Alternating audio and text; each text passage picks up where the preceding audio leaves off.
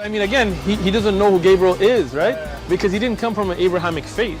The people of Mecca were pagan. Quran is mentioned, if this book was from other than God, they would have found in it many contradictions. If a book is without contradictions, that has no bearing on whether it comes from God or not. I've had phone books that are inerrant, but I certainly don't think God gave them. That we believe without understanding. The brother asked a very important question that most of the scholars say that listening to music, watching movies, and most of the television programs, they're haram. So how can we have fun? Let me tell you, brother, at the outset that having fun is permitted in Islam as long as the fun is halal fun. That the standard narrative has holes in it. The Prophet tells us because Satan or the devil sleeps over our nostrils. Those who oversleep and not pray Fajr on time, Satan urinates in their ears. I really do think Jesus was crucified and that he really was dead and buried. He thought that he was a son of God in the sense that he was specially chosen by God. I think Jesus really did think he was going to be the Messiah, the future king of Israel. I mean, that is, after all, why they crucified him.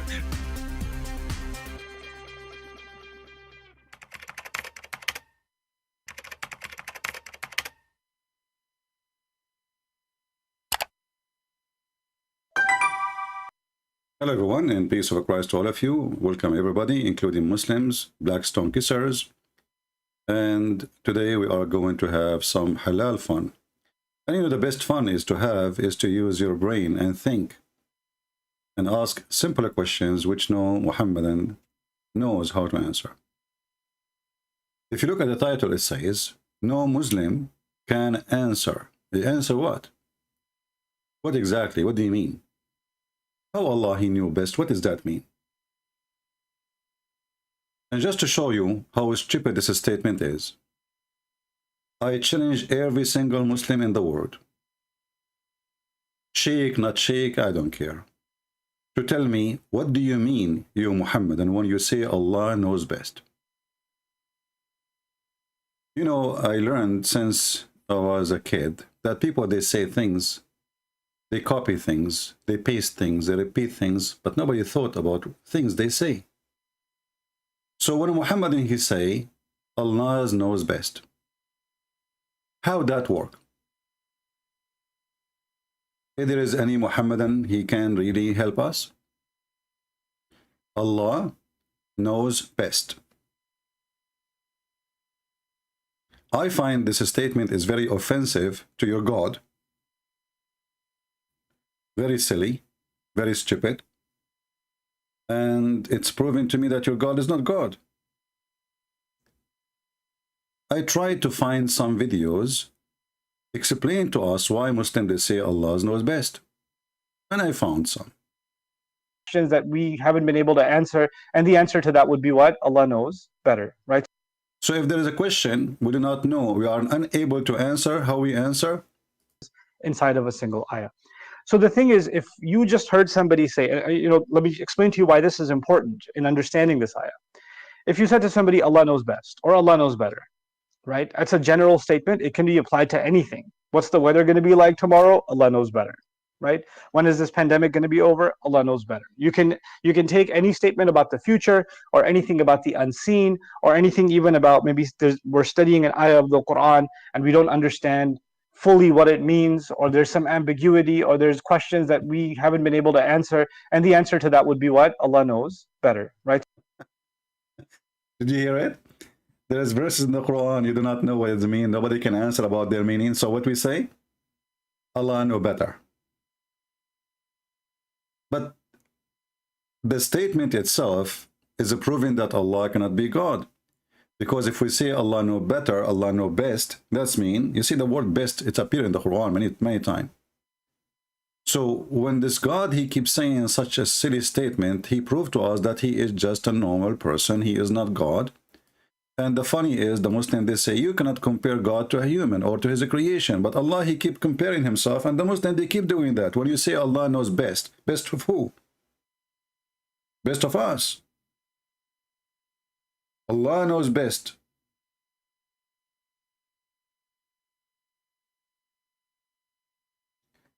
If we go to the Quran, the yellow pages of Muhammad,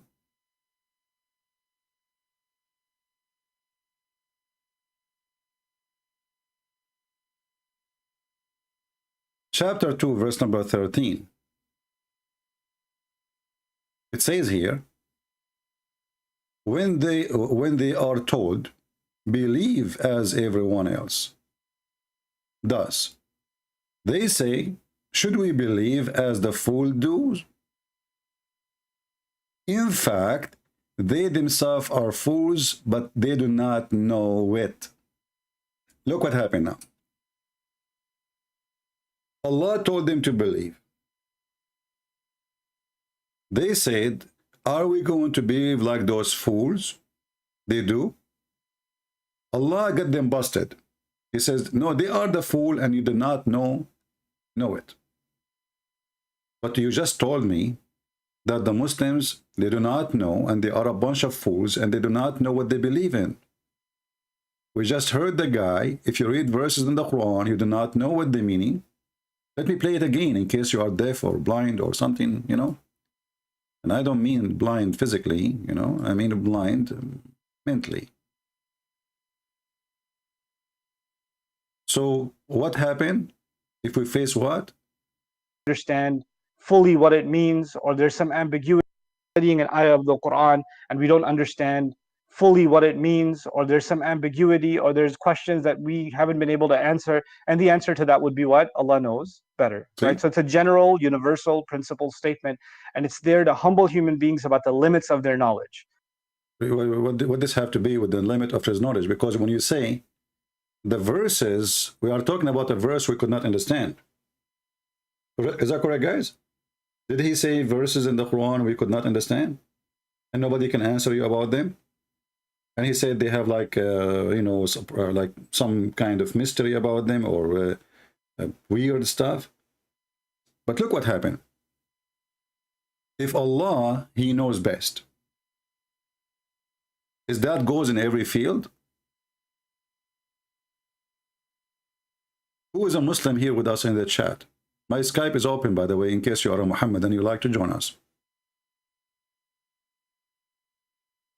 Does that include that Allah knows best in everything? The Muslim, for sure, they knew the answer. They would say yes. They would say yes. Allah knows best in everything. Okay. Do Allah knows best in Arabic? They will say yes. Even though the Quran is full of Arabic mistakes and grammar mistakes. But you know, when you say to me that there is verses in the Quran none of you could understood, that means Allah do not know best and his Arabic is bad. To the point, you do not know, he could not explain himself to you. Let us see, we have a Muslim, he is trying to call us. Let us see. Hello? I'm fine, my friend. How are you? Pretty good. I want to remain calm today. Anyway. Okay, remain calm. So what do you think about our topic? I had a question off topic, and I'll convert. No, you know, you see, we have a topic. I'll convert right now. I'll convert right now. Okay, what about we go, you answer me about... Show me where Jesus said he is God. I'll convert to Christianity right now. Right now. Not... If I show you that... Say, brother, okay, if I show... You say, I'm sorry, you say no vague. Don't be vague. The Quran is vague. Jesus saying I and the Father are one is vague. That doesn't mean he's God. Show me one verse. His what? His what? Just because he said I and the Father are one, if he said that. All right.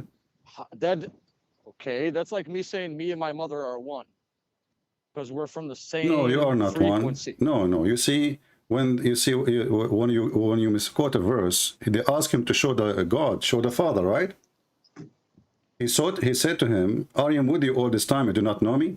The one who saw me, he saw the Father. The Father. So by seeing Jesus, if I see you, I don't see God, correct?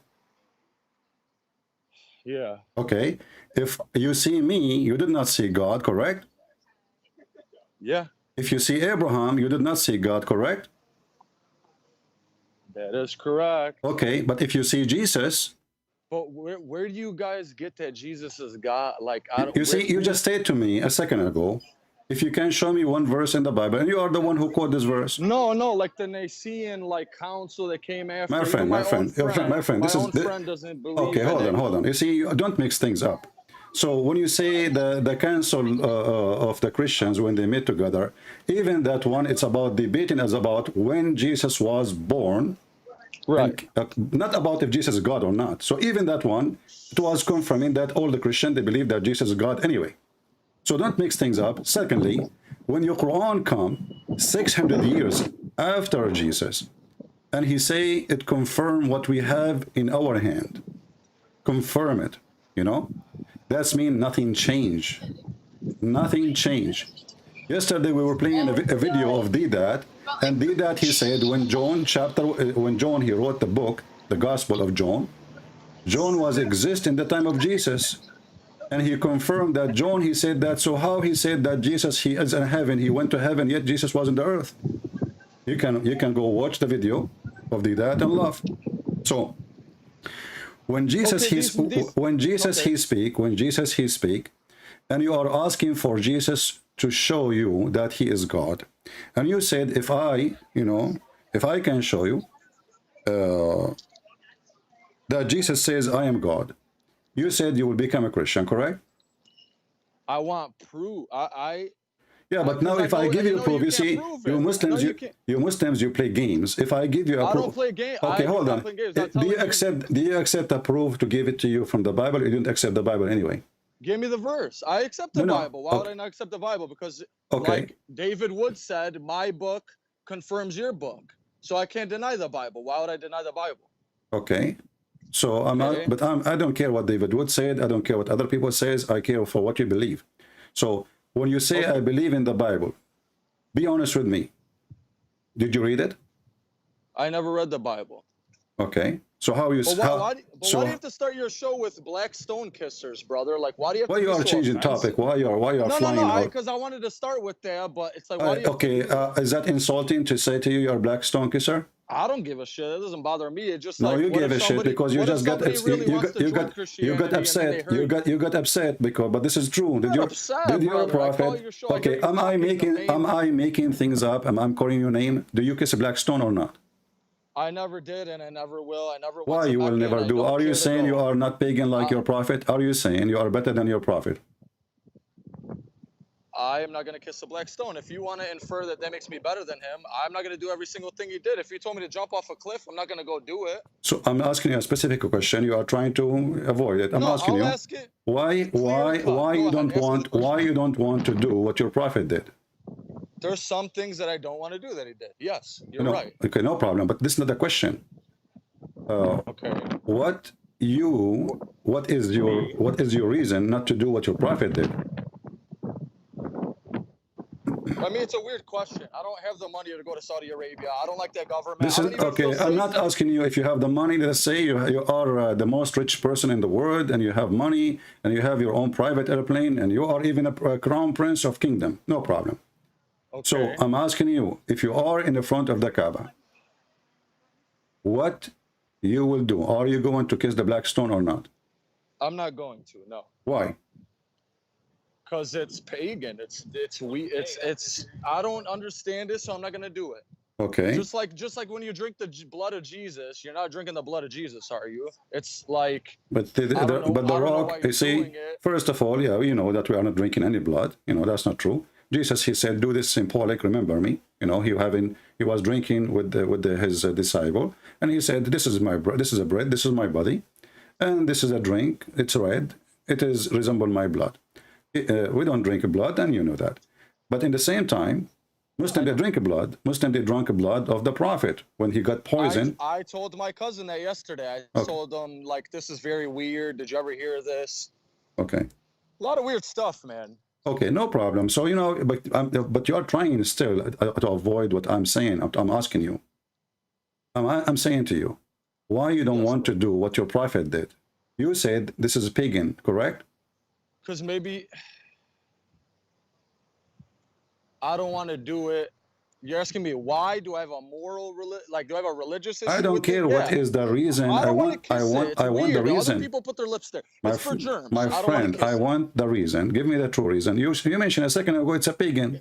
It's nasty and it's pagan, and I don't want to Okay, do it. so you're a prophet. You just admitted that your prophet is a pagan person. So why you are following Muhammad? I'm starting to see that there was some pagan influence in either things that he said or maybe like I told my cousin, like, why would he allow them to pray to Allah and Uzza, and then even the people that believed in him, they're like, yo, what are you doing? Like this, I thought you preach monotheism. So I'm just trying to figure it out, brother. I had a dream of Jesus. I never had one of Muhammad. Okay. All right. I respect Jesus. I don't come on here. I'm on here every single day. My friend, this is your thinking. You respect him. You don't respect him. My duty here is to share the truth with you.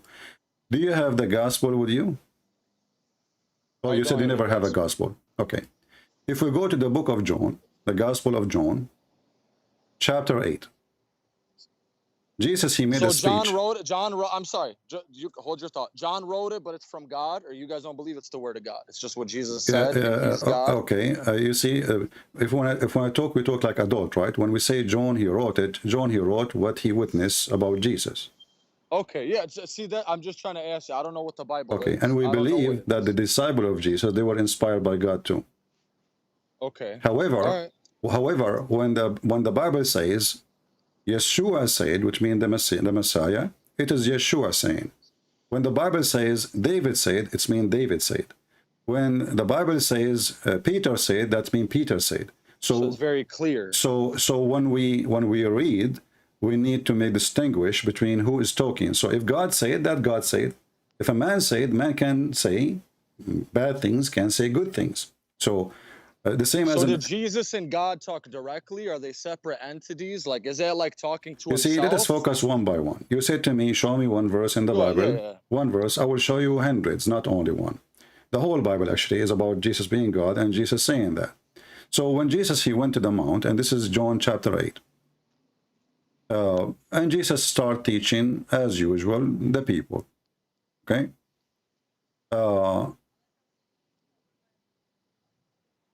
The Messiah, he have a lot of miracles, and I'm sure you heard some of them, if not all. Yeah. Correct?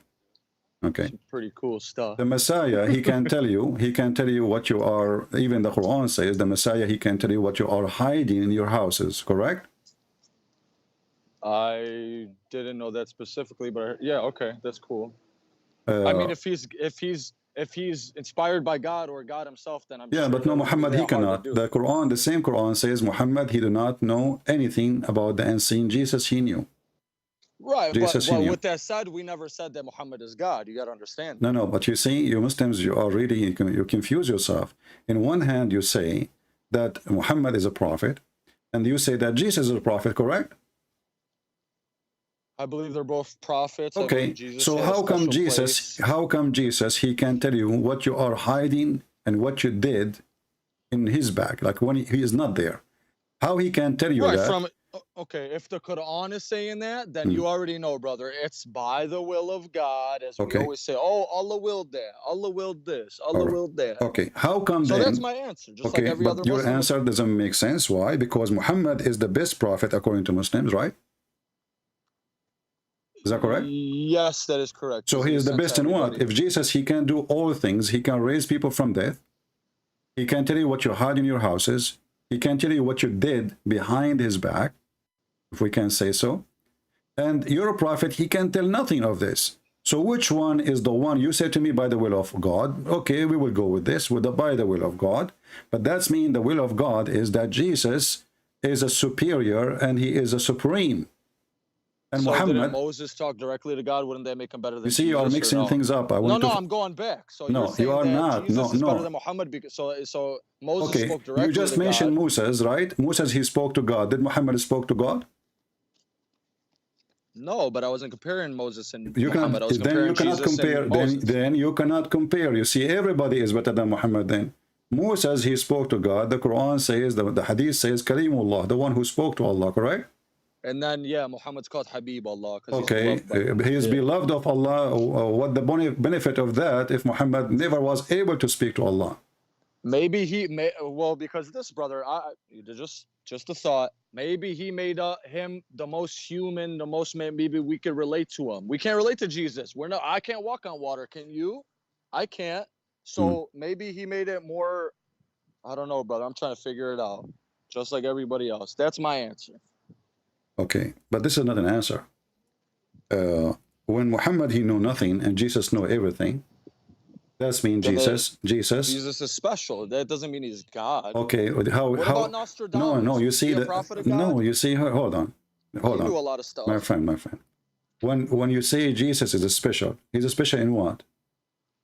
He was just like a hippie. He was like all love. You know, if you are trying to insult, I would hang up on you. What hippie? Jesus is hippie now? I'm saying he was very just giving. He was okay. Meaning this of is not compassion. what we are asking for. We are asking him about his ability. His ability. So if Muhammad in the Quran, in chapter 6, verse number 50, he says, I claim not that I know I have the treasure of God in my hand, nor I know the unseen. Muhammad, he made it clear, don't ask me question, I do not know anything. But didn't he claim that he had some answers of the unseen? And you see here, what about all the eyewitness accounts that people saw him split the moon and people saw Medina get dim when he died? None of this is in the Quran. None of this, this is Quran. Even the splitting of the moon in chapter of the moon doesn't say that Muhammad or even his God, he split the moon. It says the moon is split, asunder, and the judgment day is near. So what Muhammad, he is saying that he saw the moon split. And then you will find the story in Muslim stories saying that Muhammad, he split the moon. But the Quran say clearly Muhammad have nothing, no miracle. The Quran, if we go right now to the Quran, in the front of your eyes, if you are watching my screen, you will see Muhammad, he announced clearly by his Quran that Allah gave him 0 miracles. 0. Chapter 17, and by the way, if you go and check chapter 17, you will find that this is way after Muhammad became a prophet. So in chapter 17 it says, we did not send Muhammad any miracle. Nothing made us abstain from sending miracle except that people in the previous generation did not believe in them. So the Quran confirmed that Muhammad has and received 0 miracle from Allah. And this was an excuse of Muhammad saying that people of former generation did not believe in them. In fact, they do. And we do, correct? I believe in the miracles of Moses. I believe in the miracles of the Prophet. And we believe in the miracle of Jesus. And even we believe in the miracles of the disciples, because even the disciples of Jesus, they did miracles. So this was a false excuse from a false prophet who could not prove himself to his followers. Somebody said in the chat, well, I'm just, because when I'm on the phone call with you, brother, I'm just on Skype. I'm not looking at the comments. I'm not looking, but since you said to look, so look. Okay. Somebody said, say something about the dream. Very quickly, I was in a mall by myself, walking around, top floor by myself. I saw a mirror, like, where you look, check out the outfit that you want to buy, maybe. I looked in the mirror, brother, and I saw Jesus, like, it was me, like, I wasn't Jesus. I looked in the mirror and saw Jesus. Maybe that symbolizes Jesus is within us. I don't know. Whatever. And I said, can you make me strong like you? And then I just felt like my back, every bone in my back, I just felt like electrocuted. And I woke up and I was just happy. And I can't describe the dream, brother. It's a beautiful dream. But being a Muslim, we believe in Jesus. Doesn't that just mean I had a dream of Jesus? What's the significance of my dream? Does that... Well, I will leave your dream to you. You see, I'm not here to convince you to follow Jesus. Right, I'm not asking maybe the Lord, he have a message for you. Maybe, I don't know. But for me, I'm here to discuss with you that Islam is obviously a false cult and there's nothing truthful in it. Nothing did truthful. Any Christians ever dream of Muhammad? Yeah, I would dream about him what? Having sex with a child? Doing what exactly? Well, okay, brother. Like, okay, in the 80s, you had women being married at 15. Don't you think 1,400 years earlier that... We are talking about 6 years old, which is 5 actually. Weird. Which is 5. I think that's very strange. Okay, so it is not even 6, by the way. It's 5, because 6 in the Islamic calendar is 5 in our calendar. And right, with the moon cycle. yeah, and the Muslim, they say that Allah, he inspired Muhammad to marry Aisha. Allah. So even that they nickname that Allah, he gave Muhammad the order. He ordered him to marry Aisha. So Muhammad, he claimed that it's not me who wanted, but we know that in different hadith, Muhammad, he encouraged his followers, and one of them, play with the young girl so you could play exactly. He said, why you don't go and have a wife? She is a child, so you can sport with her, and she can sport with you, and you can amuse her, and she can amuse you. So obviously, this is the mentality of a pedophile. Pedophile, he have a special fantasy with the children's. He like children's for a very simple reason. They can amuse him, and he can amuse them so easy. A child, you give him a candy, he's happy. You don't understand what you are doing. So Muhammad, because he is sick, obviously, this is why if I want to dream about Muhammad, I will dream about what? So going back to our topic, Muhammad, he made it clear. It's just weird for me being the best dream in my entire life being Jesus, and then not able to make sense of that, and then having so many questions and calling the imams and yelling and screaming, and nobody ever called me back, and I'm just frustrated, brother, because I don't know. It's like you wanna just look at it like, I tell my cousin, he's like, man, you seem like you're stepping outside of Islam, and I'm like, bro, you got to understand that I'm looking at the stuff he did, the stuff he said from an academic point of view. I'm putting my emotions aside, everything that I've been told about this man. He made his son divorce his wife. I'm like, that's just weird. Like, it's not what a man of God would do. And then Jesus was celibate, and Muhammad was just having endless sex. Like, they're just very different men. And I know that. I'm just trying to make sense of that. So it's just like, I don't know, man. It's very draining. Muhammad is the same as the Nation of Islam founder. Every secretary of him, she have a child from him. So you go to the house of Muhammad, you became a secretary, you are in his bed after 2 seconds. But let us focus together. In chapter 6, verse number 50, it says, Muhammad saying that Allah told him to tell us, I do not claim to have the treasure of God in my hand, and I do not know the unseen, nor I do claim to be an angel. I follow only what is revealed to me. That's good, no problem. Okay. And then he says, are the blind and the seen is equal? So Muhammad, he got himself busted. So Muhammad saying, is the blind and the one who can see is equal? He just told us he's a blind. He cannot see. He have no treasure. He know nothing. He cannot see the unseen. This is why it's called unseen, right? Unseen, because he cannot see it. And then in the end, he got himself busted. He says, is it the same that the blind is the same as the one who can see? Are they equal? In the other hand, we see Jesus. Let us go to Jesus. Jesus is the one. He can make you see even if you are blind. He can make your life even if you are dead. He can create from a mud a bird, even it's mud. And he can tell you what you eat in your houses. And this is chapter 3, verse number 49. And the Muslim, they say, then when like Moses and I'm sorry, go ahead. When the Muslim, they say by permission of Allah, that is another joke. Because what is the proof? I can say now, I am the one who gave Jesus all this power. You can say that too, correct? Talk is cheap. But what is confirmed is that the God of Muhammad could not give Muhammad what he gave to Jesus. What about Allah? He gave one of the things, just one. One of the things he gave to Jesus to Muhammad. Make Muhammad, he would go a blind man, he come to Muhammad. What Muhammad did? He made fun of the blind man. He made fun of him. And then the Shia say it's about Uthman, and it's just so... It doesn't matter. The Quran is so clear. So they can go around it as they want, but the Quran is so clear. A blind man, he came to him, he made fun of him. So Jesus, he says to them, I came to you and with miracles from your Lord. Okay. I can create for you. I can. He didn't say I will pray to God and then God will answer my request. No. I can create for you something from a clay. And in the form of a bird, and then I blew into it and will become a real bird. So Jesus being given the power of a creation. The Muslim, they say Allah gave him this power, doesn't matter, still he is a creator now. Then by the permission of Allah, well, Allah, he gave me permission or not. The Muslim, they say right now, I am speaking against Allah by the permission of Allah. This is how stupid Islam is. They say that this is even a destiny.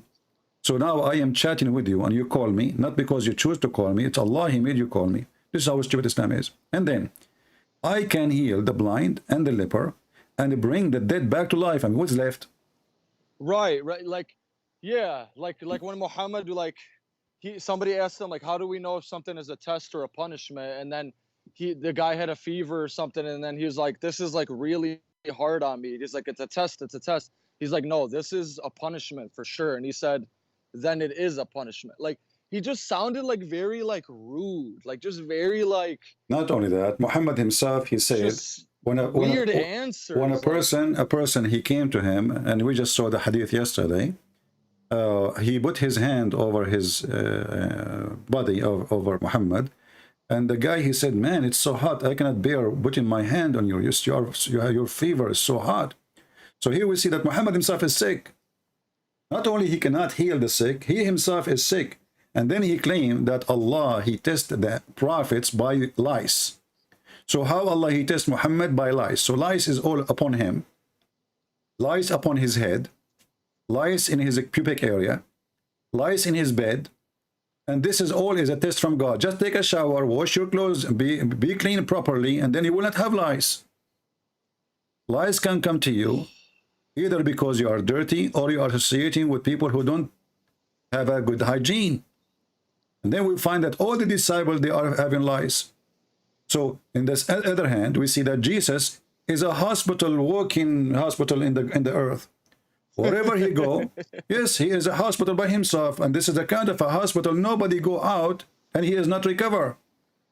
Not zero. We have zero failure. So the Messiah is a walking hospital where everybody, even the women, she touched his dress. She did not even speak. She just touched his dress, she was healed.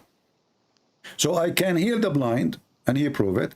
I can heal the leper, and he proved it. I can bring the dead to life, and he proved it. And not only that, look what it says here. I can tell you about what you eat and what you store in your homes. So what is left for Jesus to know? He knows best.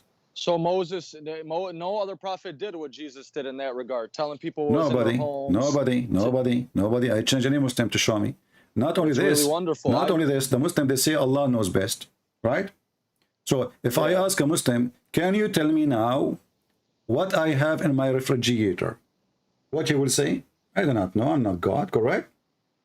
Right. Well, but the verse in the front of us says that Jesus, he can tell me what I have in my refrigerator. It's in front of you. Yeah. And then you ask yourself, why God even want to give Jesus such an ability? I mean, what's the point? Isn't it enough to prove that you are a prophet, that he can bring somebody from death? Isn't it enough that you can make the blind see? Isn't it enough that you can heal the leper? Even by Islam's own logic, only God can create. So therefore, Jesus would have to be God if he's creating stuff. Exactly. And not only that, let us not stop here. You see, if you ask a Christian, and like now, I'm talking to you, asking me why Jesus is God, correct? Well, all of this will make me believe that Jesus is God, because this is not an act of a prophet. Right, it's because Islam... Go ahead, finish. So if Allah, he gave Jesus ability to be a prophet, Allah is stupid then. Because don't Allah knew that this is all of those will make us believe that is God? I mean, we ask the Muslims, who is the creator? They say Allah.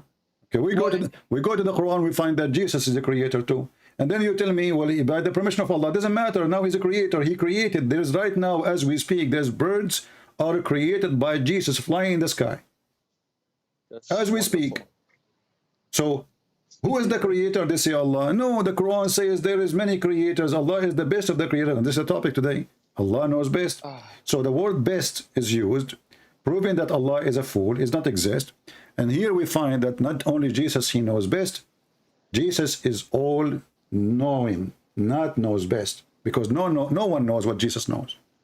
No one. Well, it's And Muhammad himself, as you see, now we are showing you about Jesus, chapter 3, verse number 49.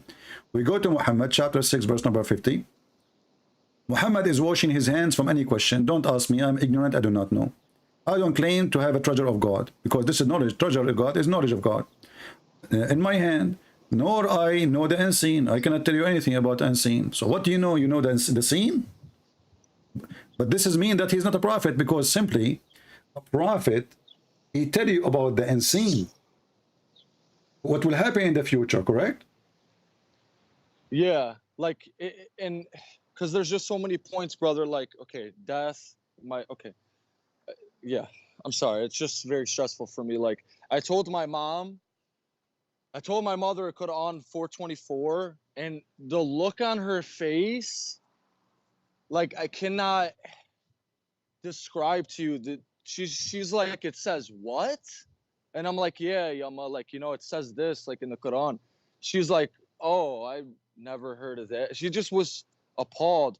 But like, I just want to give you some of my background. Like, when I was young, my uncle, he was like, whatever, we were at his tobacco store, and you know, a lot of, you know, it's America, there's a lot of Christians, people, and he's like, you know, I'm a little boy, and he's like, you see everybody right here, all these people, he's like, all these people are going to hell if they're not Muslim. They're all going to go to hell.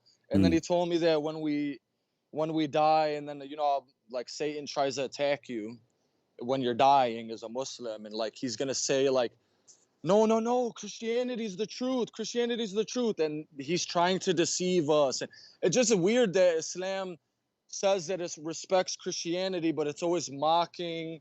And what the Ottomans did to the Syrians and the Greeks. I had a Greek friend growing up, and like, I'm surprised I was even his friend, because it's just Islam has done so much bad, you know. But then I look at what Christianity has done, and I'm like, okay, but that's not inherently in the religion, so that's like a human fault. No, we cannot say that. You see, no, you see, that's not true. Even the crusade was a response for the Muhammad attack. Muhammad himself, not his after people. Muhammad, he came to Tabuk, and he told the Muslims, attack Tabuk and get the blondie girls. So before that date, there was no crusade. When the Muslims, they invade and they conquer Jerusalem, and they took our churches, and they raped our women, and they stole our money, then the crusade was a response to what? To the Muslim attack. So now, how we can say the crusade was bad? You come to my house. If I go to your house now and I want to take your wife from you, aren't you going to shoot me? So you guys do defend yourselves. We are defending ourselves. There's no other person, not a single. A lot of people say, "Oh, you Christians, you just turn the other cheek." My friend, no. You see, turn the other cheek is for somebody is a human. He understands, but doesn't mean you allow somebody to rape you. Jesus is not a coward. Kill you. Right. Jesus is not Jesus. He himself. He says, "The one who don't have a sword, go and buy one." They said to him, "We have two." He said, "This is enough." So Jesus, he asked you to have enough to defend yourself. When he speak about if somebody hit you in your right cheek, give him the other one. Jesus speak about being obedient to the law. You see, long time ago, if two gentlemen, you know, they one of them insult the other one. They used to go and they have a fight, legal fight. The one who died at the end of the fight, the other one is not a criminal, correct? Right. If they agree that we will fight by sword, then they bring somebody witnesses. Then if one of them, he killed the other one in this fight, none of them is a criminal. This is not long time ago used to practice. In the time of Jesus, the Roman, they have their own law. And their law, if somebody hits somebody in the cheek, in the certain cheek, he go to jail. You know? So Jesus saying, well, we have a police. We have a government. If somebody... Don't fight evil by evil. He is not killing you. He is just using his hand. He just slam your face. It's not worth it to go and, you know, this is your own and nowhere to defend. Yeah, it might be your neighbor, it might be somebody you met in the street, but this is not about somebody coming and invading and taking your land. We know that the Bible is clearly says that people, they can go to war and defend themselves. So when we speak about Muhammad, we find that Muhammad, he do not know the unseen, and Jesus, he knew the unseen. So and then if we ask Muslims, who is the one who knows the unseen, they will say only God. Then now we ask the Muslim again. So why Allah he gave Jesus the ability to know the unseen, and he did not give it to Muhammad? You give me an answer like what you gave me already. You know, you said he gave it to him. Okay, so he willed it. Yeah, it was by okay, his will. but here we need to ask a more question, because knowing the unseen is giving me an access to the treasure of God. I know everything God knows because now I know the unseen. I know what people they do in my back. That's mean how Jesus he can tell you what you did in your home. That's mean Jesus he can see you, yet you cannot see him. He can see everything, so therefore. And that is God. That's omniscience or whatever the word is. That is a ability of God. So the Quran is a silly, stupid book. Muhammad, he wanted to get the interest of the Christian to convert to Islam, so he took from the Hindus, took from the Buddhists, took from the Jewish, took from the Christians, and the Sabian, he threw them all in one book. He called Quran. And then we find that the Quran is a literally stupid book, to the point that according to the Quran, Jesus is the grandson of a man. His name is Imran, and he is the nephew of Moses. The stupid Muhammad, he heard that the father of Aaron is Imran. Aaron, he have a sister, her name is Maryam. So he come with the conclusion that Imran is the grandfather of Jesus, and Maryam is the sister of Aaron. The Muslims, when a Jewish man, he came to Muhammad, he got him busted. He says to him, but there's hundreds of years between those. How they can be? So Muhammad, he tried to fix it. He said, well, they used to call them by their great prophet before. But what was too late, because already he claimed that Mary is the daughter of Imran. And so why do you think so many people stayed Muslim out of fear? Because they would kill them if they changed their religion? My friend, why people they stay, there's many reasons. If you live in the Middle East, yeah, who can? Like who I'm can saying, there? when he got hit, when he would get busted, it would be in front of a lot of people. Like it wouldn't just be Muhammad and some Jew sitting having coffee. Did you hear about the war of apostate? Apostate. Okay. Yeah. This is exactly what happened. Muhammad, he died. Everybody left Islam almost.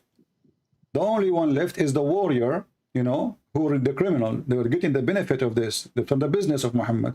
They saw it was taxes. Yeah, exactly. They want to get the benefit. So Abu Bakr, he says, and the reason he made the war actually of apostate, he says, I'm going to wage a war against anyone, even it was for a payment of a little goat, a baby goat. He will wage a war for it. He want the money. He don't want the religion. So then what about when he said his cousin will die like Ammar, or he prophesies Ammar bin Yasir dying, or whoever he said that these people would die, and then they died exactly how they died, like Muhammad. all of this is fiction, because as you see, we just showed you Muhammad saying, I do not know the unseen. That is crazy. How he just say, I do not. Why is it there, man? The way you break stuff down. Yeah, well, this is what it says. I mean, how in the world he well, do it's not? like you do the homework for everybody, and then if you deny it from what you're saying, it's just like you're. Our friend, Jesus Christ. I am a person. You know, it's not my fault if I think fast and I have knowledge. No, it just blows my mind, like how.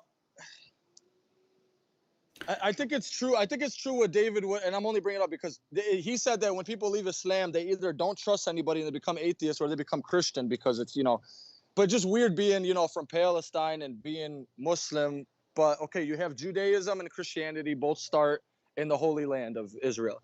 Then you have this guy in the 7th century just pops out of nowhere, like in Saudi Arabia. It's just, and then it's just weird because, you know, if they weren't speaking Arabic before, then what were those people? Were they Christian, or were they following Canaanite religion? Like, why? I guess my question is, why are there so many Muslims in Palestine, and why didn't they remain Christian? Who dare to leave? They will kill you. Hamas terrorists will kill you. Just say a word against Muhammad. No, not now. I'm saying back then. Like back then, like what? I know, because, you know, a lot of them are turning. Back then, a lot of them are. Well, to bring up. Okay. I'll disregard that. I was just gonna say the Sunni Hamas killed some Palestinians for turning Shia. So it doesn't surprise me that they're going to kill him for turning Exactly. Christian, To turn Shia and they kill you. Still, they are worshipping Allah and they believe Muhammad is a prophet. That Yet makes they me kill very them. mad, brother. I hate when they kill Yeah, each but other. this is Islam, my friend. No, this is not. No. You see, you got And I the. never answered the question. I was talking about Palestine back then. I'm just like, why didn't they feel closer to Jesus? Like, why did they listen to Ahmed? Is it because they kicked out the Byzantines and then they were like, yeah, you know, cheering on these Muslims because they fought for them, but they're just trying to make money off them. Do you get what I'm saying? Yeah. Like, why was it so easy? Well, I guess when somebody has a sword and tells you to pay jizya, just stupid. It sounds like the mafia. It's a mafia. Actually, the word the mafia in Italy, after the Muslim, they withdraw from Italy territory where they're occupying. The criminals, they took over the business because Muslim, they used to collect payment to live. You want to have protection? We offer you protection. Otherwise, we ourselves will kill you. This is what it's called jizya. So the jizya is pay to live. And when the Muslim, they left Italy, the criminals, they took over the business and they start collecting, you know, the money. All right. And Muhammad, you know, Muhammad himself, he is the one who established that Muslim, they should kill each other. Yeah, it's like if we're the truth, I always think of it like, oh, we're the truth, but we're over here slaughtering each other, and oh, a poet wrote it's like, why are we so sensitive? Jen, no, you see, this is the teaching of the Quran. Why do you think that we're not allowed to make Muhammad? Like, if who two group, cares? my friend, chapter 49, stupid. Chapter 49, verse number 9, it says, if two parties among the believers, those are believers, those are both Muslims, start a fight against each other, restore peace among them, try to fix it. If one party rebels against the other, fight against the rebellious one until he surrender to the command of God. So now Muhammad, supposedly he's trying to fix it, but in fact he made it blind. So what he did, he gave an authority for the Muslims to announce somebody to be kafir because he is not surrendering to Allah. So now anyone, this is why we see Al-Qaeda, they were fighting ISIS, but both are terrorists. How they fight ISIS? They're both crazy, yeah. ISIS was fighting Muslim Brotherhood, but Muslim Brotherhood are terrorists too. Hamas and other group, I mean, all of them, they fight each other. So you're saying the Quran, that verse condoned Muslims to battle it out when they have to kill each other. There's one, it should be a winner, and that supposedly will fix it, you know? Right, and then that's when Ali's people got mad at him because he made the arbitration with Muawiyah, and he said the Quran says let the deciding factor, like, let, you know. Yeah, both of them, this is how funny it is, both sides who they are fighting, they quote this verse. Right. To justify the killing of the other party. So each one of them, he claimed that he is the good party and you are the bad party. And by being the bad party, your blood is lawful for us to kill you. So Muhammad is an evil man, and actually by this verse, he established the death of Islam. And that's why Islam really demolished. Since he died, Muslims start killing each other left and right. You know, all the caliphate. Who killed the caliphate? The Muslims. Who killed the grandsons of Muhammad? The Muslims. Who is Aisha? What she did? She killed more than 10,000 Muslims. Ali, he has war with who? With Muslims. What about the grandsons of Muhammad? With Muslims. Who killed Fatima? Who killed Fatima? Umar ibn Khattab. Yeah. So all the killing is done, and this is telling you what kind of companion Muhammad he has. You see, like a bunch of just sensitive, not sensitive, a bunch of criminals. They have no decency, and they are power seekers. All of them, they are fighting over power. The big goat died, and everybody want to take a bite. So Aisha, maybe fear.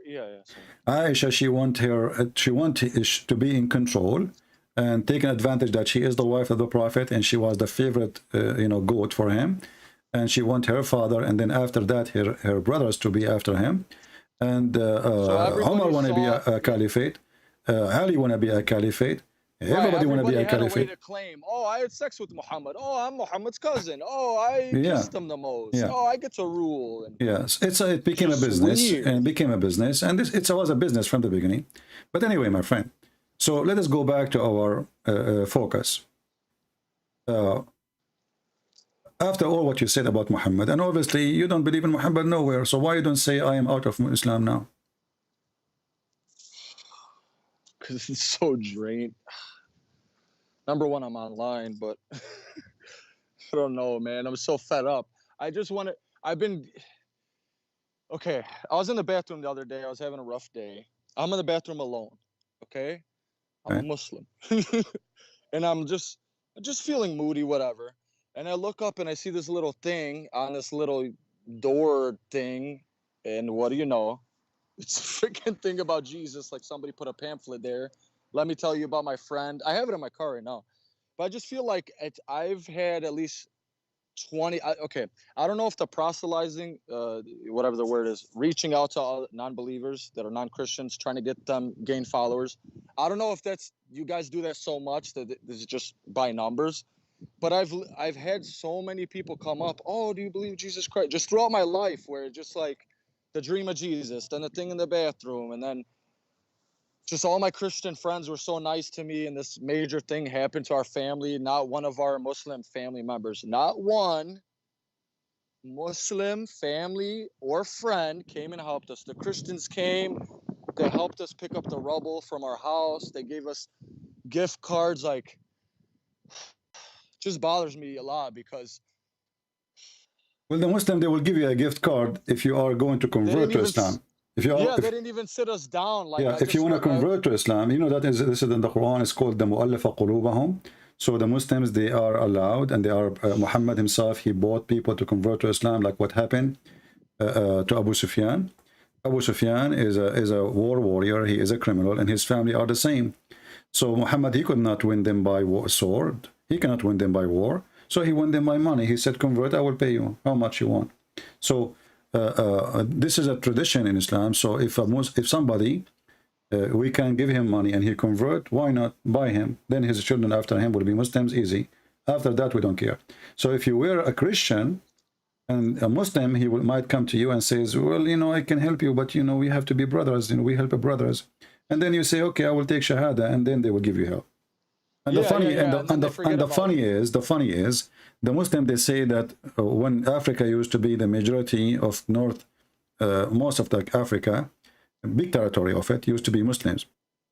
And then the Christian missionary, they came. The Christian missionary, they came, and supposedly the Christian, they start giving sandwiches to the African, and then the African, they became a Christian by sandwiches. Wow. Then you ask the Muslims. You're saying it's just that's how they were trained. Yeah, this is what they are saying. They are saying that people convert because we give them food. Okay, why you don't give them food? Go. I mean, you have all the oil. Where your oil go? Where is the oil of Al-Qaddafi goes? Al-Qaddafi, he go to countries and he made African to call him the king of kings. Correct? The kings of Africa. The king of the kings of Africa. He give a check to every president. They invite him. They put him in a chair. The guy, he worship himself. They knew he's a fool. They want the money. They need the money. So as long as you have all this money, why you don't feed them? Why you don't give them sandwiches? Let them convert to Islam if sandwiches will. Because if this is the case, the Quran encourages you, and Christianity, no. Christianity, Jesus said, not everyone says to me, Lord, Lord, will enter the kingdom of my Father, but the one who do his will. My cousin literally, yeah, I was having a conversation with this, and I told him, how come if we say Allahu Akbar, a million times, and you know, the foam of the sea, and then you have sheikhs like Muhammad Hoblos, I don't know if you ever saw, he said, somebody that never prays but never sins is worse than somebody who rapes a child every day, murder. I know it's for the sake of what he was trying to prove, but he literally was using the most heinous major sins. He said if this person prays and does all these sins, he's better in the eyes of Allah, better in the eyes of Allah. And then to go back to what, you know, I know my style of talking can be draining. I'm sorry. I'm just trying to bring up, because my cousin said, oh, the Christians do that. He was saying that you guys do what we do. And I'm like, dude, they don't do that.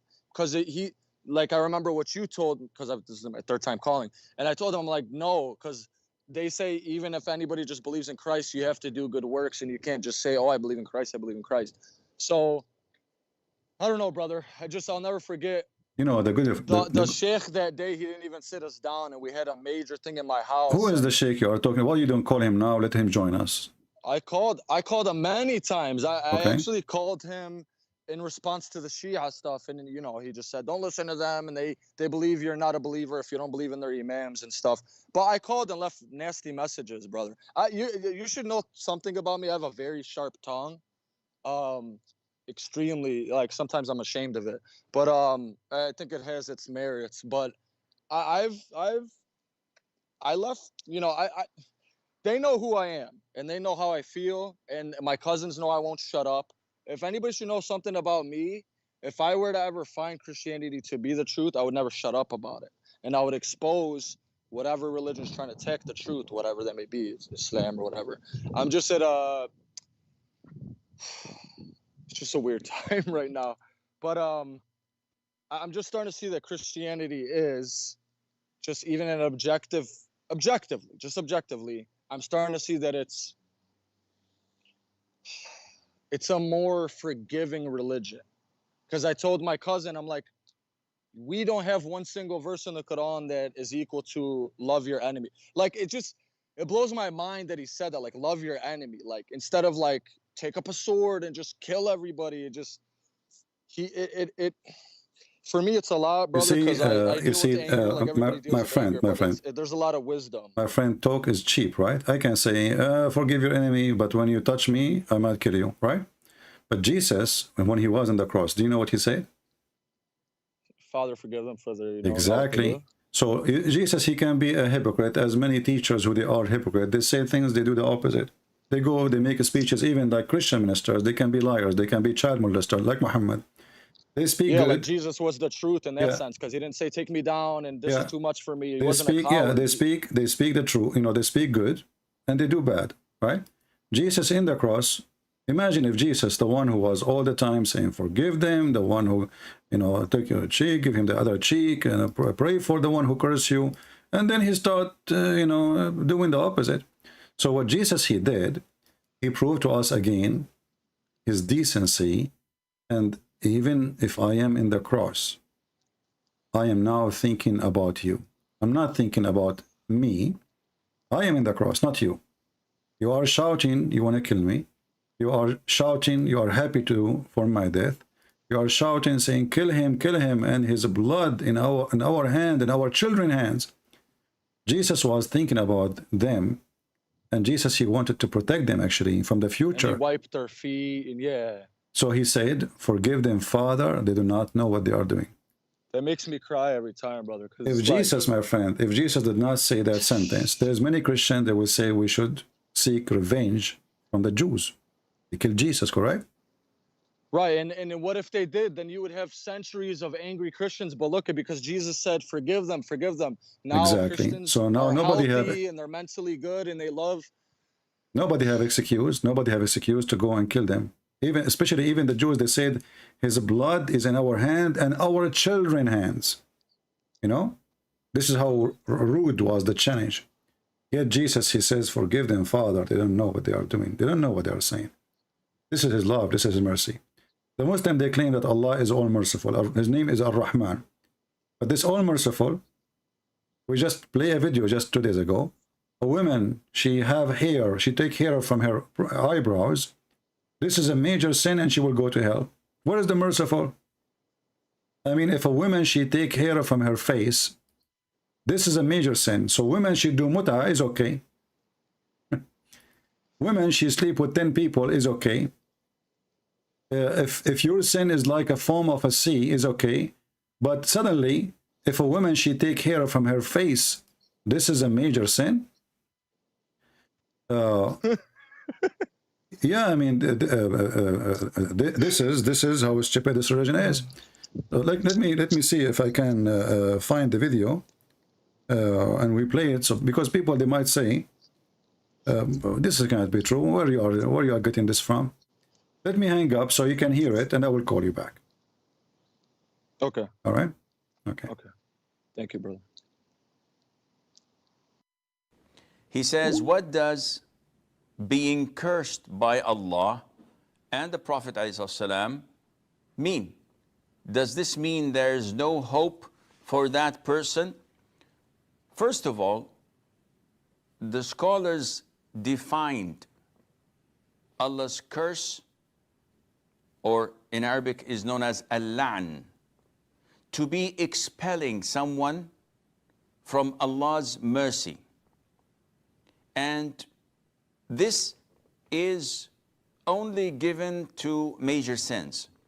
So when the Prophet ﷺ, for example, curses women who pluck their eyebrows or can attach attachments and extensions to their hair, or those who do tattoos, etc. This is from the Prophet ﷺ asking Allah Azza wa Jal to expel them from His mercy, which means that this is a major sin. So guys, this is a religion. A woman, she can rent her vagina for 5 minutes, and it's called muta, it's okay. A Muslim, he can sleep with a child, which is a pedophile and a crime against humanity, it's okay. A Muslim, he can jump over his house, the neighbor house, as long as he is not a Muslim. He take his wife, he rape his wife, he take the money, it's okay. A Muslim, he can make sin as the size of a mountain, and then Allah will take it and throw it in the Christian, it's okay.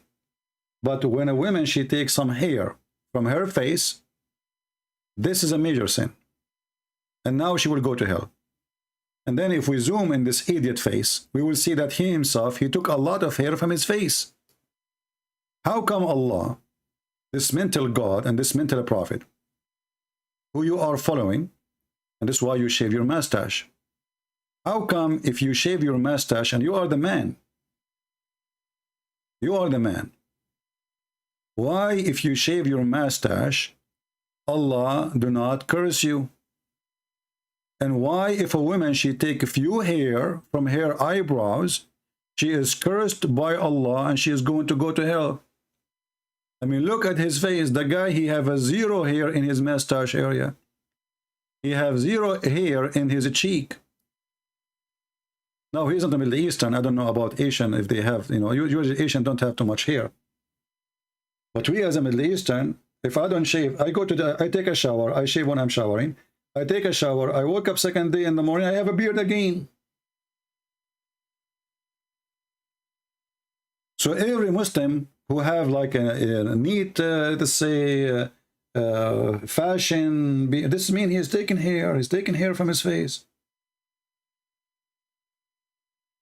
And look at him.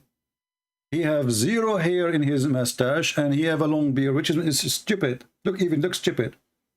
So the woman, she take hair, and why the woman, she will be cursed? Because she is changing the way Allah, He made us look like. Well, aren't you changing that? Allah made you with mustache. Do you see the stupidity of this garbage cult? And where is the Muslim who say that Allah is all merciful? So the woman, she takes some hair from her face. Why Allah will be upset? He want her to look like a goat? What's your business? Did she commit adultery? Did she commit theft? Did she kill somebody? Did she did gossip? She did not do anything. She just took hair from her face. What's your business? If a woman, she attached some hair to her head, she will go to hell too. What if she is bald? What if his hair is horrible? Why this poor woman have to suffer? What you will lose? How that affect? I mean, you see, if the Muslim, they say, well, Islam is against a woman to act like a man, but she is not acting like a man, she is acting as a woman. What do you want her to do? Do you want her to look like a man? But this is a mentally ill person. He is the same person who said that a woman, she can give her breast to a stranger. So imagine a woman, she give her boobs to a strange man is halal. But women, she take hair from her face, she is cursed.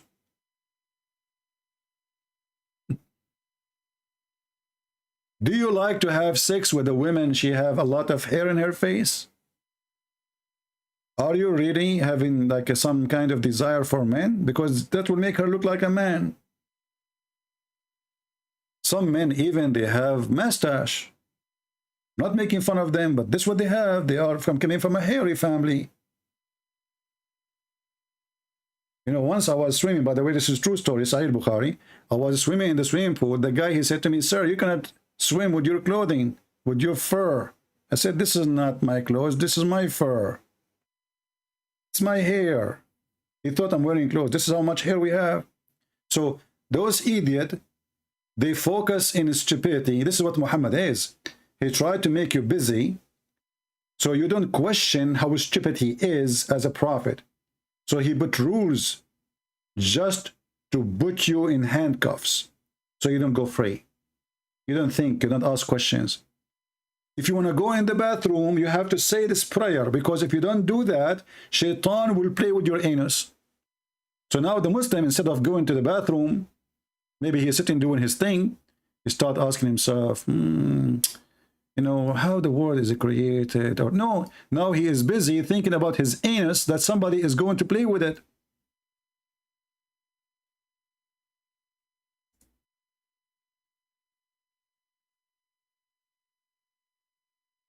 You go to the bathroom, what will happen? There's a lot of things going to happen. I'm going to call this gentleman, just give me a little bit of time. A lot of things will happen, brother. Serious stuff will happen. It's not only stuff, it's a serious stuff. And by the way, this is proven to be scientifically accurate. You go to the bathroom, shaitan, he go inside your anus and he block it.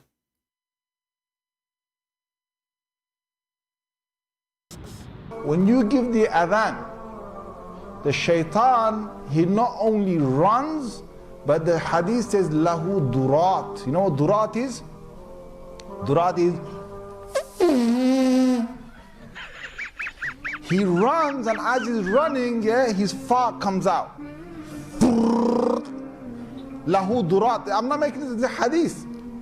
So that shaitan made me do sin. Get up.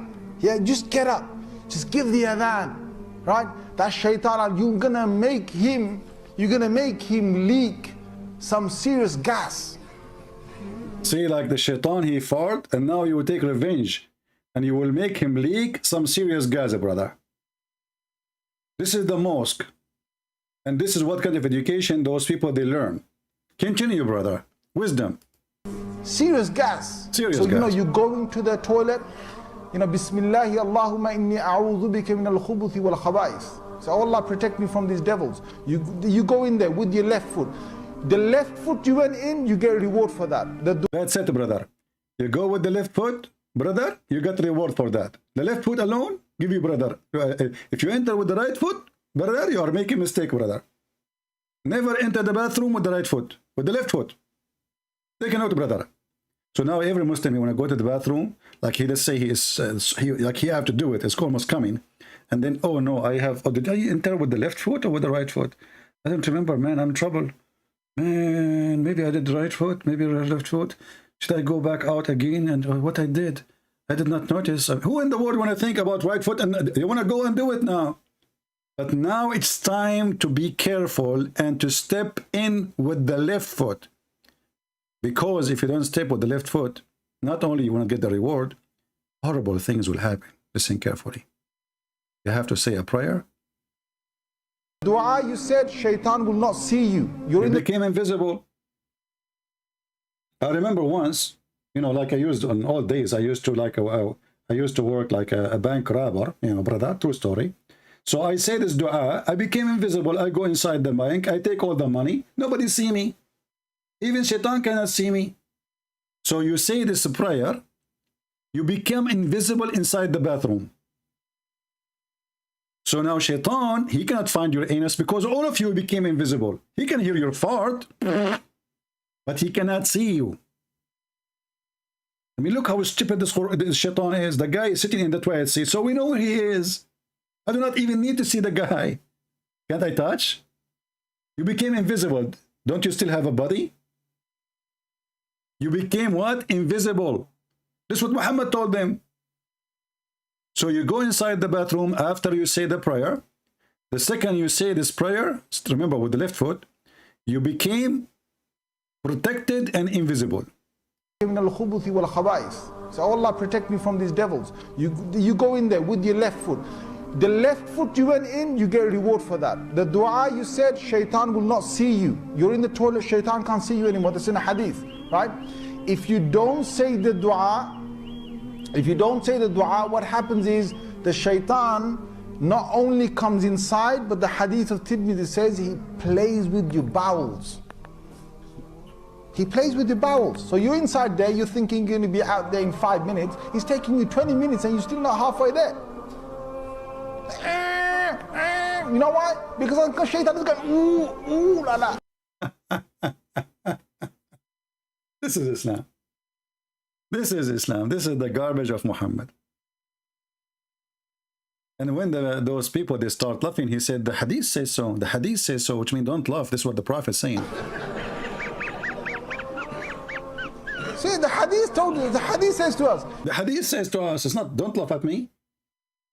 Because people are dying laughing. You know, Muslims themselves, they are dying laughing at what he's just said. So he want to shut them up. He says, what are you laughing? You know, this is what the hadith says. And they have a holy music behind the scene to cover the smell of the poo-poo. This is a shitty hadith. And you ask Muslims, okay Muslims, be honest, how many times you entered the bathroom and you never even maybe heard of this prayer? Have you ever heard that shaitan or felt that shaitan is getting inside your bowels? And he play with your bowels? He play with it.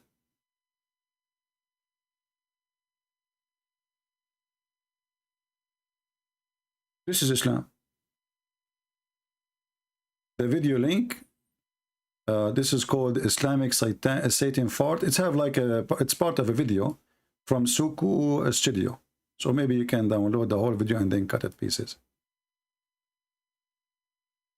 Let us call our friend here.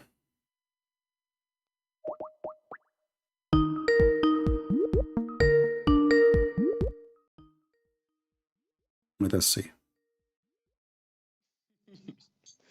All right.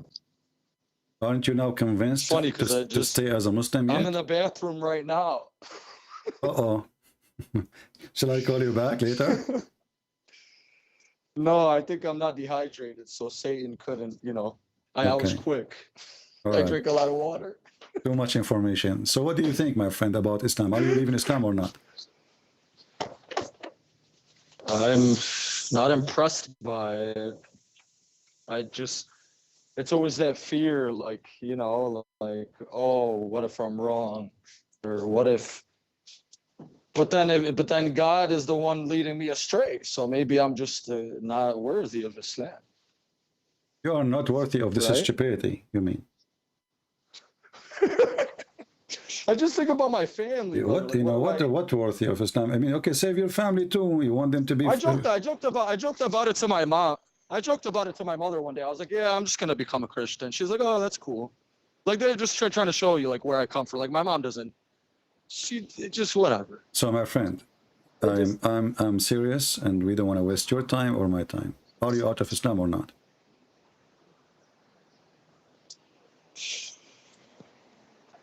I mean, I've kind of been out of it already, but you're just kind of... I don't know, man. I went from so many, like from the one Turkish guy, what's his name, Apostate Prophet, to David Wood. Then I found your channel. So all these things, like, I don't know. I just feel anxious to identify with being I don't know how to. I don't know. So what is the answer? Okay. Here's my answer. Here's my answer. There's some very troubling things in Islam.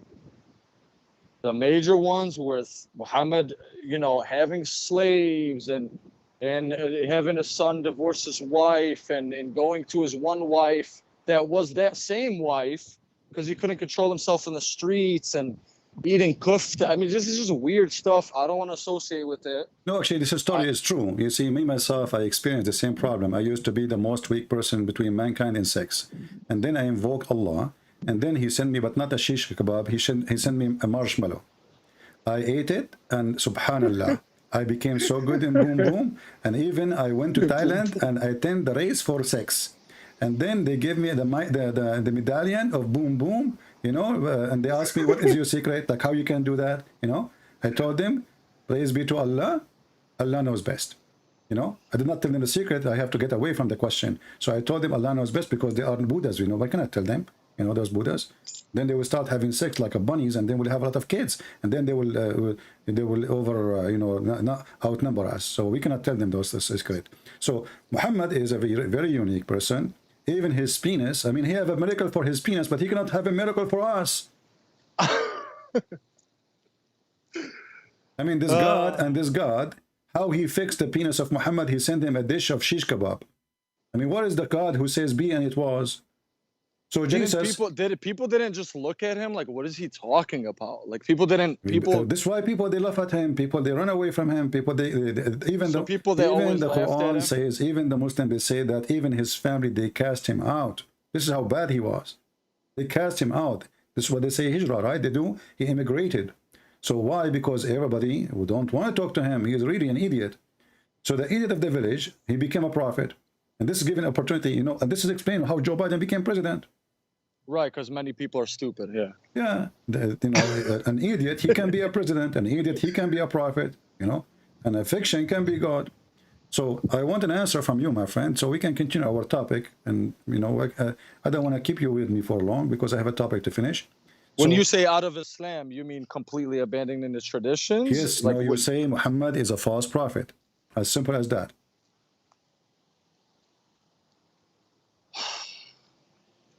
I'm going to say this. I'm very troubled by Muhammad, and I'm not a fan of many things he did. So by me saying that, if I said that to a Muslim, God forbid, if I was over there, I'd be killed. I'd be killed. I'm dead already. I'm already a murtad in their eyes. So, I mean, if you want to call it that, there's some things that I'm very appalled at. There's not one thing I read about Jesus that I don't like. I want to hear one word from you. Are you out of Islam or not? Jesus. It's funny because I'm saying Jesus.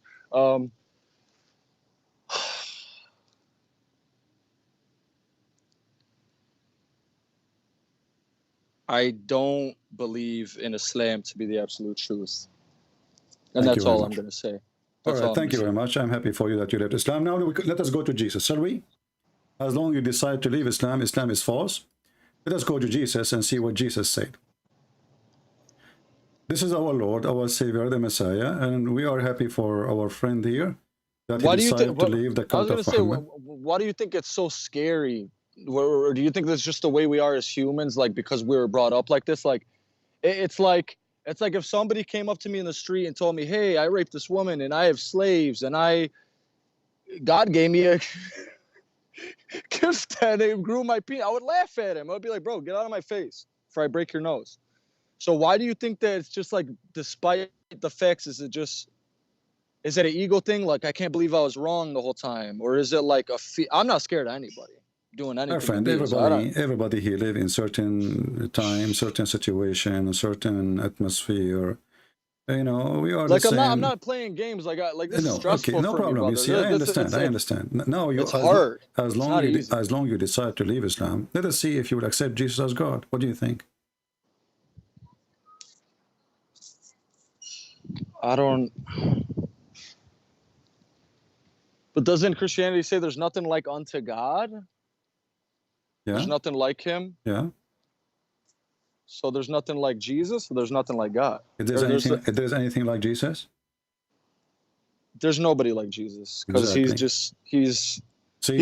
See, God is a miracle. Do we agree? God himself is a miracle. Yeah. Yeah, because you know his life is a miracle. And everything about him is miraculous. Everything about him is miraculous. His power, his ability, his knowledge, etc. So God is a miracle, but this is Jesus. His birth is a miracle. His life is a miracle. His act is a miracle. And now he is right in heaven, which is a miracle. Every human being dying. So Jesus It's like my heart hates Muhammad. It's like my heart hates what he did and what he said and who I am. It makes me just want to yell at the top of my lungs what he did. And then it's not trying to get answers for it. It's just like I want to expose what he did. And then everybody's answers is the same. Like I told my cousin, he's like, well, if God told him to divorce his wife, I'm like, but don't you think that's weird that a prophet of God, the best man that ever lived, like was so fixated on sex and he just sounded so bitter and angry and violent and just, you got to understand there's two Mohammeds that we know. There's this Mohammed that we've been fed. Oh, he's just a soft, wonderful man. And all the women were just drawn to him. He didn't go out there seeking them. And Maria the Copt, you know, she's just a Christian. It doesn't matter, you know, because she's just an object for sex for him. Like, it's okay because God said it. Like just, no, it's not okay. It's weird. I'm really struggling, man.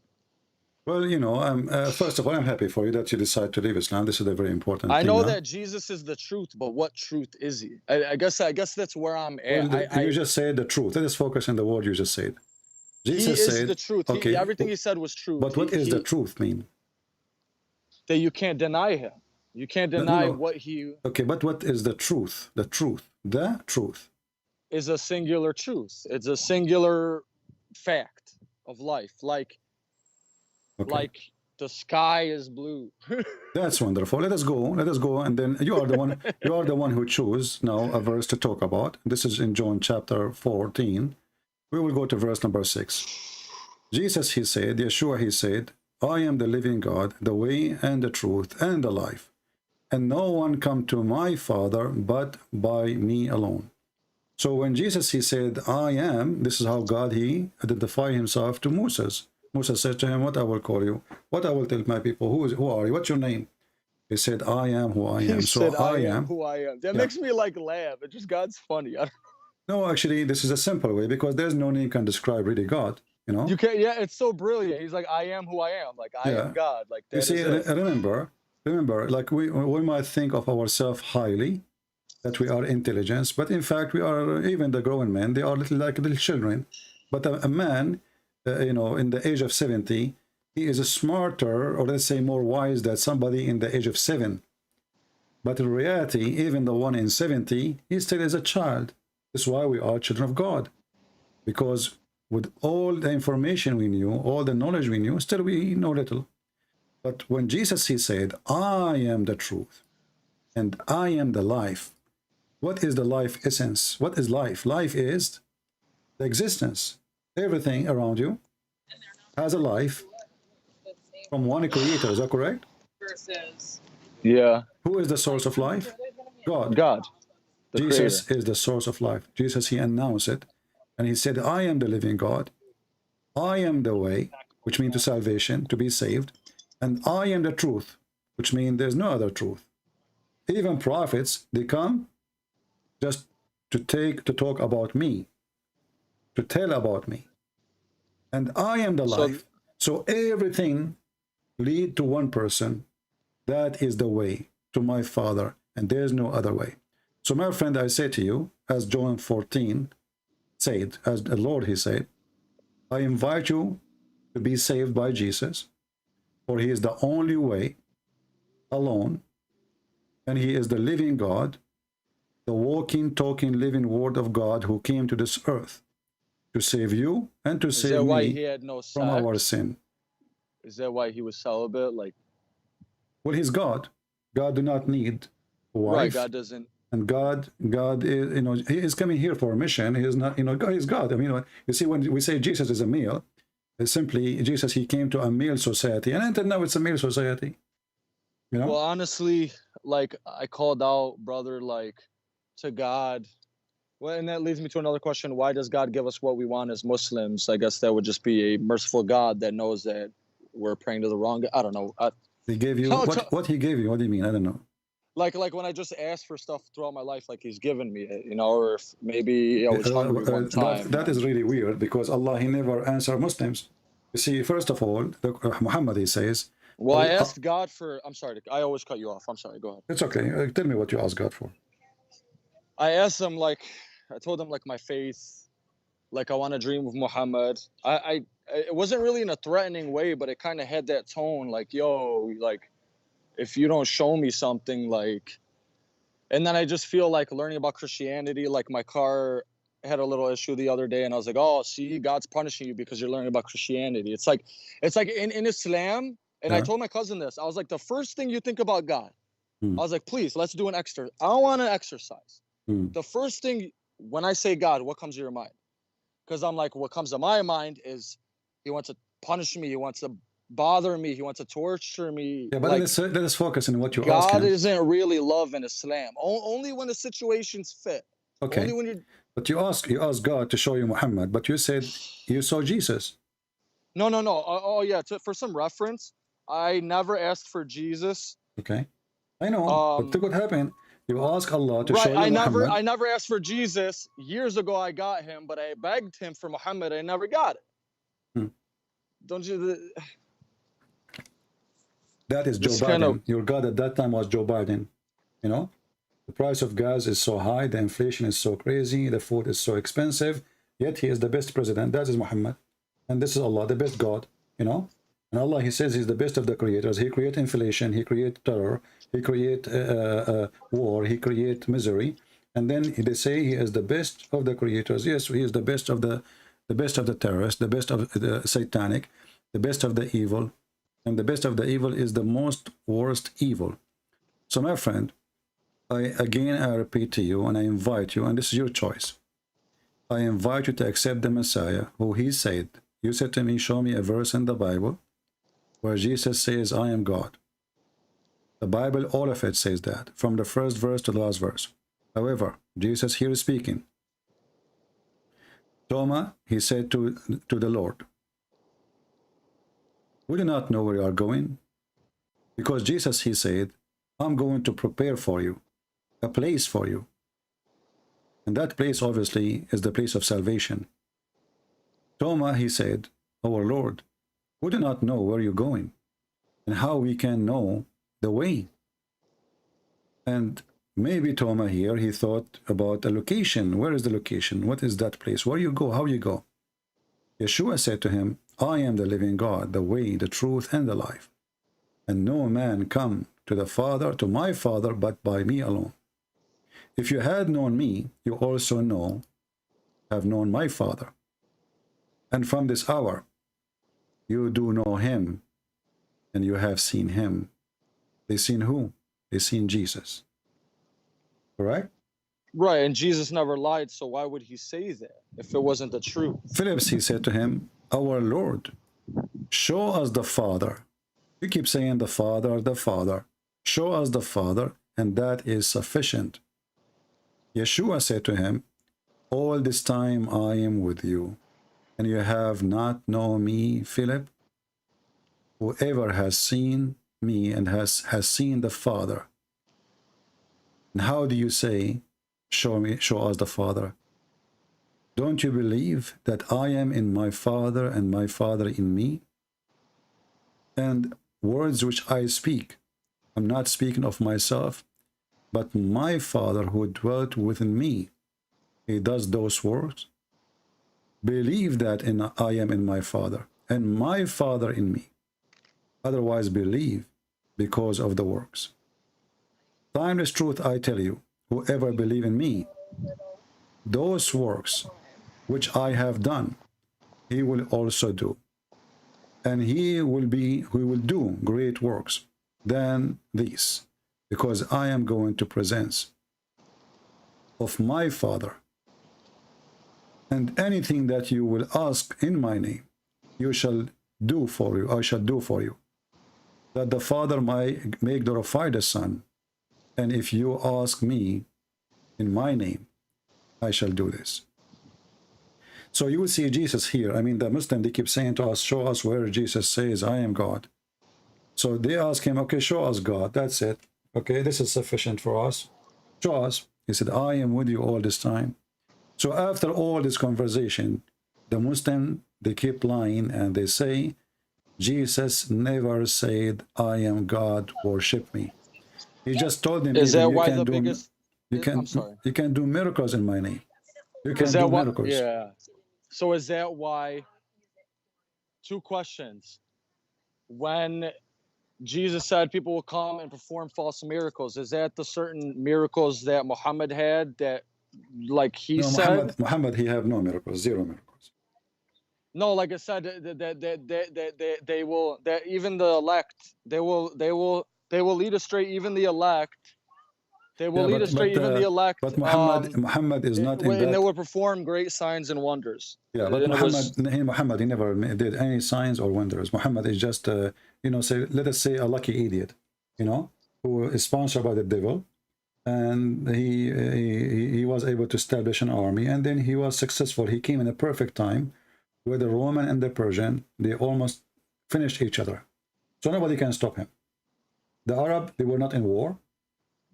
They have a lot of men, a lot of supply, and they are ready. The Roman, they are exhausted after 300 years of war, the same as the Persian, because they are fighting each other. So Muhammad, he came in a perfect time. So the lucky idiot, he got lucky. But he did not do any miracles. He said stupid things. Islam is the most stupid religion ever. So that's why I try to think like what if my mom was Christian? I would slap this, excuse my language, I would break his nose if he, and then no, one thing, like when he said to some guy, like, I heard you, that's why I said break his nose, because you said that. See, he said, oh, was she a virgin? Like if I was married right now and some guy in the street came up to me and said, hey, was your wife a virgin? I would break his face open. Well, I would try to be like Jesus. Yeah, this is not the business of anyone. This is filthy, this is rude, and this is it's disgusting. It's like, this is ugly. Yeah. So my friend, I'm not going to keep you longer. And my last question. I asked you if you want to accept Jesus. You did not answer, so I take it that you are not thinking about it for now. No. My last. Okay, thank you for not. I do see that you let people. I just want to thank you, brother. I want to know. Thank you for your channel. I want to know. You are welcome. Because for me, you left Islam now. That's wonderful. But still, you are not saved if you don't accept the Messiah. So I'm trying to help you. I've always accepted the Messiah. I just, when you're taught the Do you accept the Messiah as your Lord, as your Savior?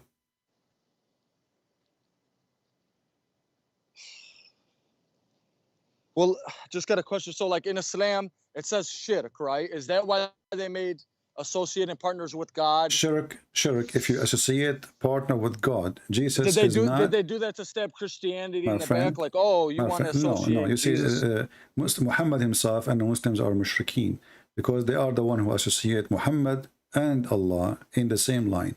Don't the Muslims, they say Allah and his prophet knows best? It's, what's funny? Yeah, my uncle said, you know how when we say La ilaha illallah, Muhammad Rasulullah, and then my uncle told me, like, look at Allah put Muhammad's name right next to him and didn't even lead any other word. That's how much he loves them. Exactly. And then I told my cousin, I was like, bro, did you ever hear of the 99 names of Muhammad? I was like, why is there 99 names of Muhammad and 99 names of God? Don't you think that's weird? Why they say that they are against shirk, which is associating somebody with God. Then the Shahada became... If they worship Muhammad like a god. Exactly. I want to say, brother... Actually, not only that. If you insult Allah in the Middle East, He will give you 3 days to be forgiven. But if you insult Muhammad, He will kill you. I never heard anybody sib Muhammad. I wouldn't even dare to hear somebody... But I've heard people say, Yin'an, your God. Well, so no, I dare. I dare, and I don't care if I live, if I die. Muhammad is an idiot. Muhammad is a fool. Muhammad is a scam. Muhammad is a liar. I don't care who get upset. I don't care if I live, if I don't live. The truth have to be said. You got to understand. Because, brother, like, if my family's Muslim, then they're a reflection of me. So it's like, what do I... They've seen the love of I'm not Christians. going to tell you what you do, what you don't do for people around you.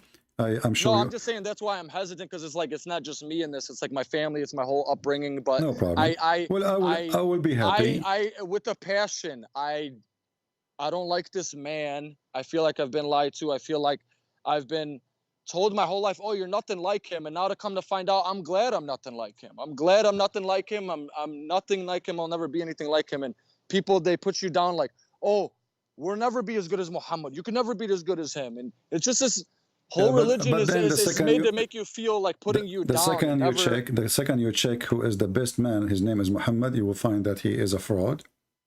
I mean, a guy, he go to the house of Jesus was clearly the best. I mean, when Jesus is not the best, Jesus, he is God. That's not the best. He is God. Right. That's why he's holy. So do you see why it's taking me some time? Because I in my mind, I'm just like Jesus, and then I can't accept that or say that yet. I want to say yet, because I don't want to be an atheist, brother. No, I want you to take your time. I don't want to force you to say something, to believe in something you don't want to believe in.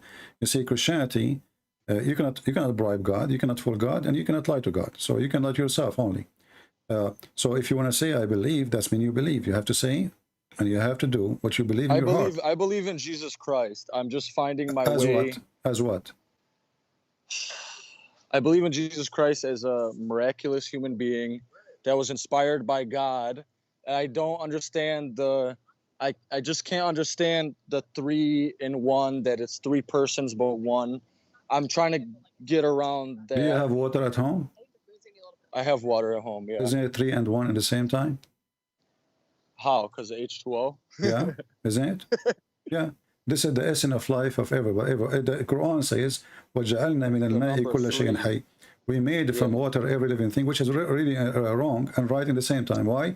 Because the stupid Muhammad forgot that angels are made from light and Satan is made from fire. So how we made it from water, every living thing? Anyway. You're good. You're real good. You know that? Yeah. Muhammad is stupid. It's not me being good. It's Muhammad so stupid. So, you know, this is what happens when you speak to stupid about a stupid man like Muhammad. I just feel like it's today. For today, it's enough for me to say I love Jesus. You know, you gotta understand, brother. If I had a second dream of him, it would hard to be say, "Oh, Jesus is God," because this is your whole identity. And then I'm not going to say your name in the life, but I'll say it. Huh? It's funny. I'll say it right now. I'm not scared. I am not a coward. No, I'm not saying. It's funny because you guys say Abdul all the time, but my real name's Abdul. Anyway, listen. I will be happy to have a call from you as soon as you like. If you feel like you want to believe in Jesus, go and watch my videos, read the Bible, and if you want to have a question, call me. And I think I'll start with the Bible. So, like, someone told me to start with the Gospel of Matthew first. Whatever, or the Word of God is good. All the Gospel. Okay, thank you, CP. Yeah, take care, my friend. God bless you. Okay, Habibi, thank you. And we will pray for you. Thank you, brother. Take care. Well, we are happy for him. At least he left the cult of Islam, and now he have a clean chest from the virus of Muhammad. And then if he decides to believe, it's his choice. You know. But I say, I am a person who live in the Middle East, born in the Middle East. I'm an Arab. So it's for me, life is way easier if I say I'm a Muslim. I can get a better job. I will not be discriminated. I can have a very high, a nice life. So why we Christians in the Middle East, we are resisting this garbage? We resist it for a reason. Did you ask yourself, after all the discrimination they do, just to try to force you? You see, when Muhammad in chapter 9, verse 29, he asked the Muslims to humiliate the Christians, to torture them. The purpose is to force you to convert. And then you see that those Christians, after all what had been done to them, the evil act of Islam, still they are willing to accept all the garbage of Muhammad, all the mistreatment of Muhammad, but not to accept Islam. Why? Because they knew the second they join the devil. They might gain some position in the society because Muslims, they treat them as like not even third citizen, not even as a human. They treat them like animals. Muhammad, he told the Muslims, when you see a Christian in the street, you have to force him to walk in the sewage. The most narrow alley is the sewage. So you see a Christian in the street, force him to walk in the sewage. Never honor the people of the book. Mistreat them, humiliate them, spit at them. And this is Ibn Kathir in front of you explaining what we are talking about. It says here that this is why the Prophet, therefore people of the people of the scriptures disbelieve in Muhammad. They had no beneficial faith in any messenger or what the messenger brought. Rather, they follow their religion. Okay, then what we would do to them? Kill them. Kill them, or they have to pay so they can live. And this honorable ayah, which is ordering to kill the Christians and the Jews, or they have to pay. It's honorable.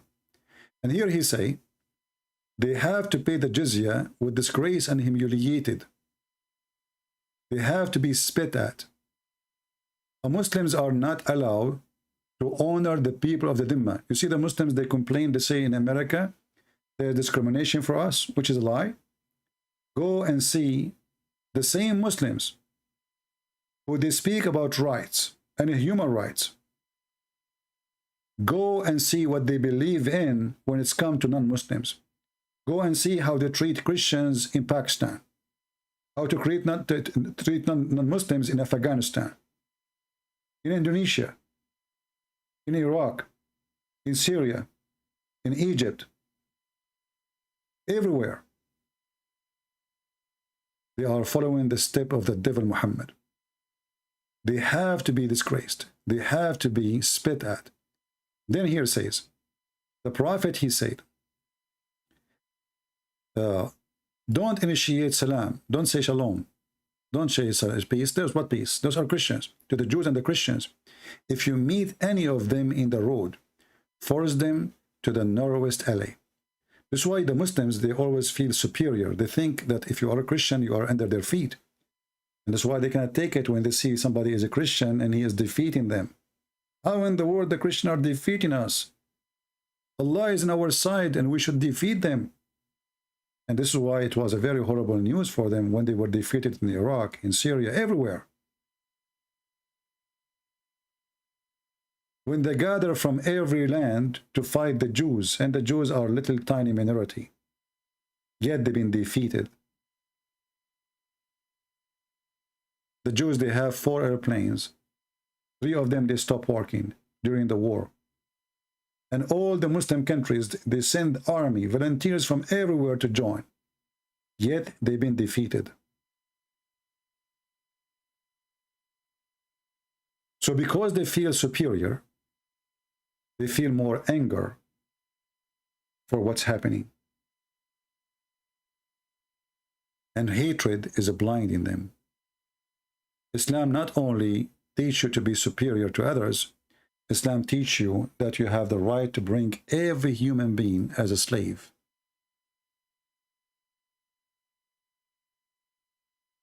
The logic of Muhammad is, anyone who don't believe in me, his blood, his honor, his wife, his children's must be raped, must be tortured, must be taken.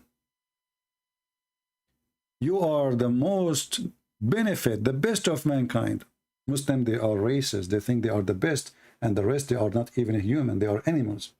That's why here it says, the best of you, chapter 3, verse 110, Muhammad explained the verse, is the one who put chains around the necks of non-Muslims and bring them with the chain around their neck till they embrace Islam. And then you will see those cowards, those liars, they speak about the amazing human right in Islam. The amazing peaceful. Islam is peace, brother. This is peace. The people who've been taught to use a chain around the neck of a human being is Islam and Muslims. And the one who's speaking there is Muhammad. And this is Allah, supposedly. Our topic today is supposed to be about Allah knows best. But we have a call. It was a little bit long, but we are happy, satisfied with the call. At least our brother here, he decided to leave Islam, and I hope soon he will be my brother in Christ. I hope soon he will accept Jesus, he will be saved. So we are going to continue the same topic in the coming broadcast. How the Muslim, they say Allah knows best? Because this is the most stupid statement ever. In one hand, they say to you, you cannot compare Allah to anything. On the other hand, they say to you, Allah knows best. You see the stupidity? Do you see the low IQ? Don't compare Allah to anything. Okay, well, not okay. Okay, don't get upset. Okay. And then Allah knows best. Knows best from whom? And the Muslims, they use Allah knows best. And we're not talking about his nose, by the way. We're talking about his knowing, not nose, because English sometimes like pronounce the same thing. Allah has a nose, by the way, and look like his nose knows best. So Allah knows best. Why we use this Allah knows best, and what is the point of this Allah knows best, is to avoid answering a question. Somebody asks a question which we cannot answer. What we say? What we will say? We have to say Allah knows best. So it is a way to exit a stupid fact about Muhammad or about the Quran, which Muslims themselves cannot explain. So we run to say Allah knows best. We can't explain it. And we can't answer it. So what we will do? Well, it's very simple. Allah knows best. This is how stupid this religion is. Whatever the word stupid mean.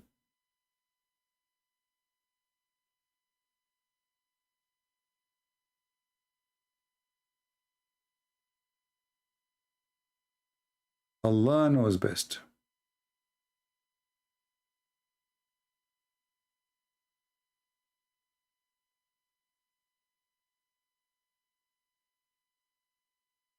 We played the video in the beginning, and I don't have it no more in my screen. Here we go. So when the Muslim, they say that, you know, they are saying Allah knows best because simply we do not know the meaning of the verses. So what we will do? We have to say Allah knows best. Let us see which part.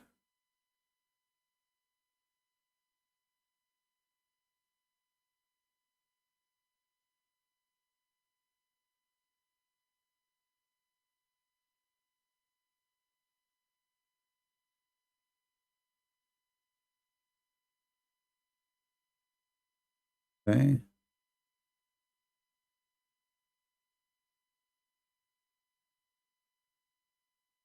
I'm just trying to find the part of the video. I found the video, but I don't remember which minute. It's a long video.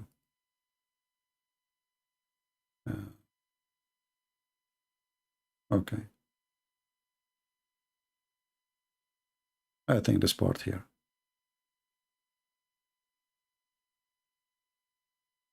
You know, tell them or say, my master knows better. And that's a way of saying, I don't have to know the answer. You don't have to know the answer, because the one who needs to know knows, and what he wanted us to know, he told us. And what's beyond our scope and won't benefit us, he didn't tell us. This is actually something that informs our way of approaching the Quran altogether. Because in the Quran, Allah sometimes doesn't tell us a lot of information. Sometimes he won't tell us the names of everybody. Like currently we're studying Surah Yusuf, right? And Yusuf alayhi salam's got 11 brothers, but not one of his brothers is mentioned by name in the surah. So when you don't know, when there is something you cannot confirm, when there is something you have no idea how to explain, well, say Allah knows best. All right? And this goes for everything in this religion. Allah knows best. Is best, or that is better. And then he adds, this is the final statement of this ayah. In the last khutbah, I talked to you a little bit about different ways in which people use less than beautiful ways to argue, or manipulative ways to argue, And there's a long list of them. I'll talk to you about that in a second. But today's khutbah will be primarily dedicated to the conclusion of this ayah. إِنَّ رَبَّكَ هُوَ أَعْلَمُ بِمَنْ ضَلَّ عَنْ سَبِيلِهِ وَهُوَ أَعْلَمُ بِالْمُهْتَدِينَ. That certainly your master, he in fact is the one who knows better who is lost or who is gone off from his path. See, when he say he knows better, isn't it this is shirk? He knows better. So Allah, he knows, and there's a group of them, they knew too. But he know better. In fact, if we go in the Quran, we will find that Allah, he know nothing.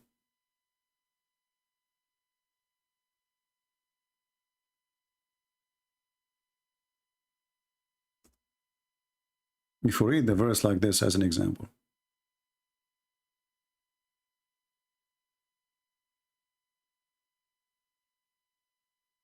Chapter 2, verse number 187.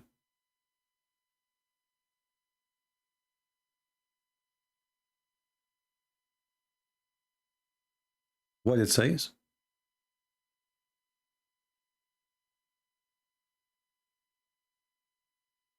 Alim Allah.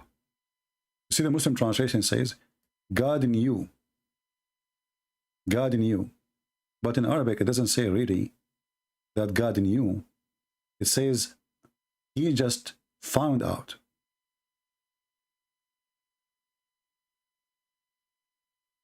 He just Allah, he just found out. And we can find a clear example of such a thing in many verses in the Quran, like the chapter of Muhammad. Chapter 2, verse number 235. Allah, he just found out that you have this issue. And they repeat again, they say God knows. In fact, in Arabic, it says Alim Allah. Let's see a different verse.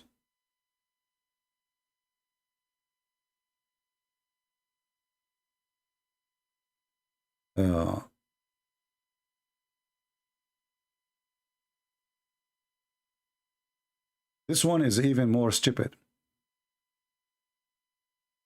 God would certainly have made them here, even if God were to make them here. Is that really what it says?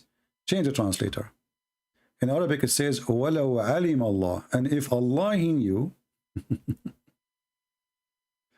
Change the translator just to show you how they lie and how embarrassing this Quran is.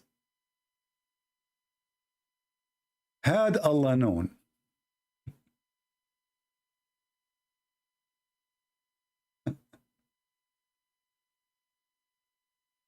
People, do you see the stupidity? Had Allah known of any good in them, he would indeed have made them listen.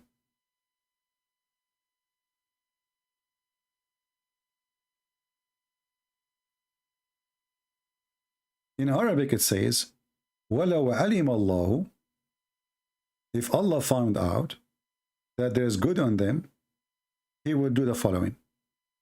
But how Allah, you do not know. What do you mean? And if Allah knows any good in them,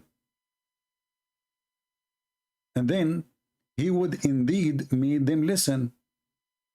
Okay, so are you saying that Allah, he sent his religion to the good ones only? What about the bad ones? The bad ones need the religion, not the bad. The good ones, they are good. If you don't like this translation, you can change it. Maybe this translation is not really good for you. Let us go to Big Tal. The same garbage. Had Allah known, if any good. Go to different translation. Karari, whatever his name. Had Allah known any good. Okay. Darawish. Indeed, had Allah known any good in them, he would. So they are taking the one if Allah. You see, the word is if. وَلَوْ عَلِمَ. Law is a condition, is a shart. And وَلَوْ عَلِمَ, and if Allah, he knew, if he knew any good on them, he would do the following. Let us go to different verses. I mean, the Quran is full of stupid statement. And yet the Muslims, they say Allah knows best. Let us go to something more funny. Let us see.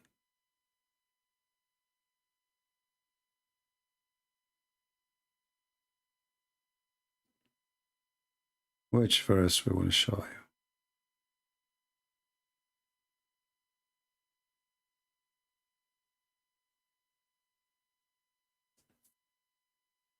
We can go actually to the chapter of Muhammad so we can love easier. Allah knows best. Without looking. Shortcut.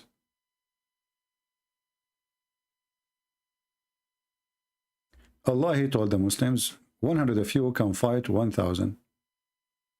So the Muslims, they made fun of a story in the Bible about Samson, how he went and he killed 1,000 people by a head of an animal, a donkey.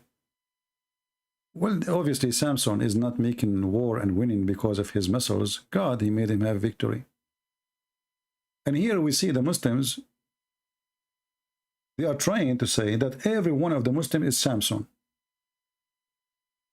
Every one of the Muslims is Samson. But look what happened.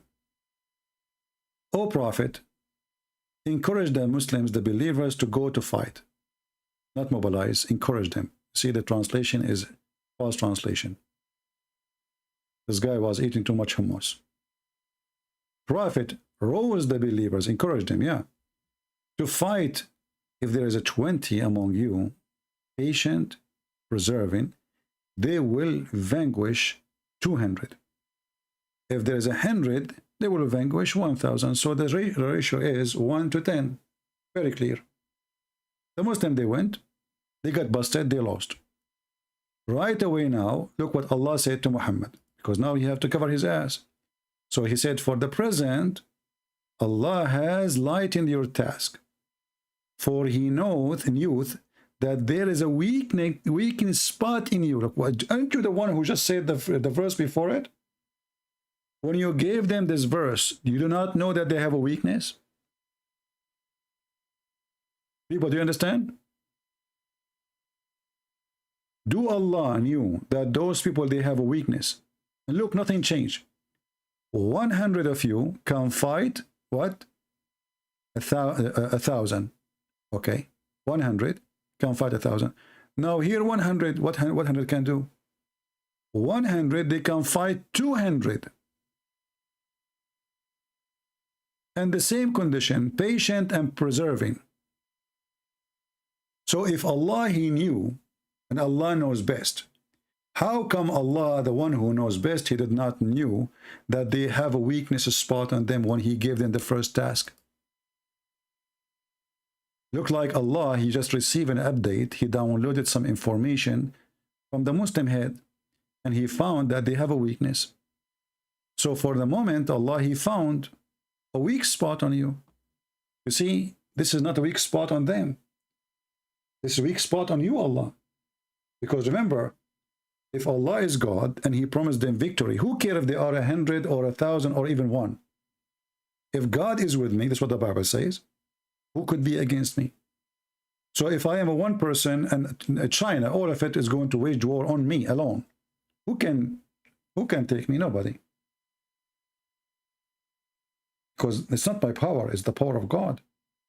So here you see that the one who they Muslim, they claim Allah knows best, is just a stupid idiot. He knows nothing. And he tried to cover his mistakes and his error, and his promises are false. So now the 1 to 10, they can 1 to can kill 10. It turned to be that 1 can fight 2.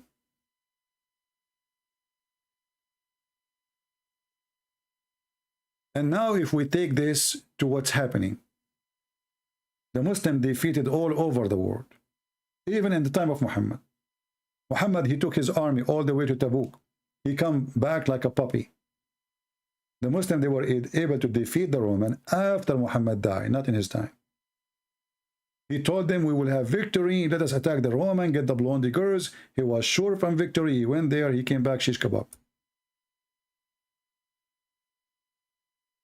If Allah is God, He should have knew their weakness spot before he gave them the order. And if God is God, who care about your weakest spot? Are they victorious because if they are 100? Or they are victorious because they are with Allah?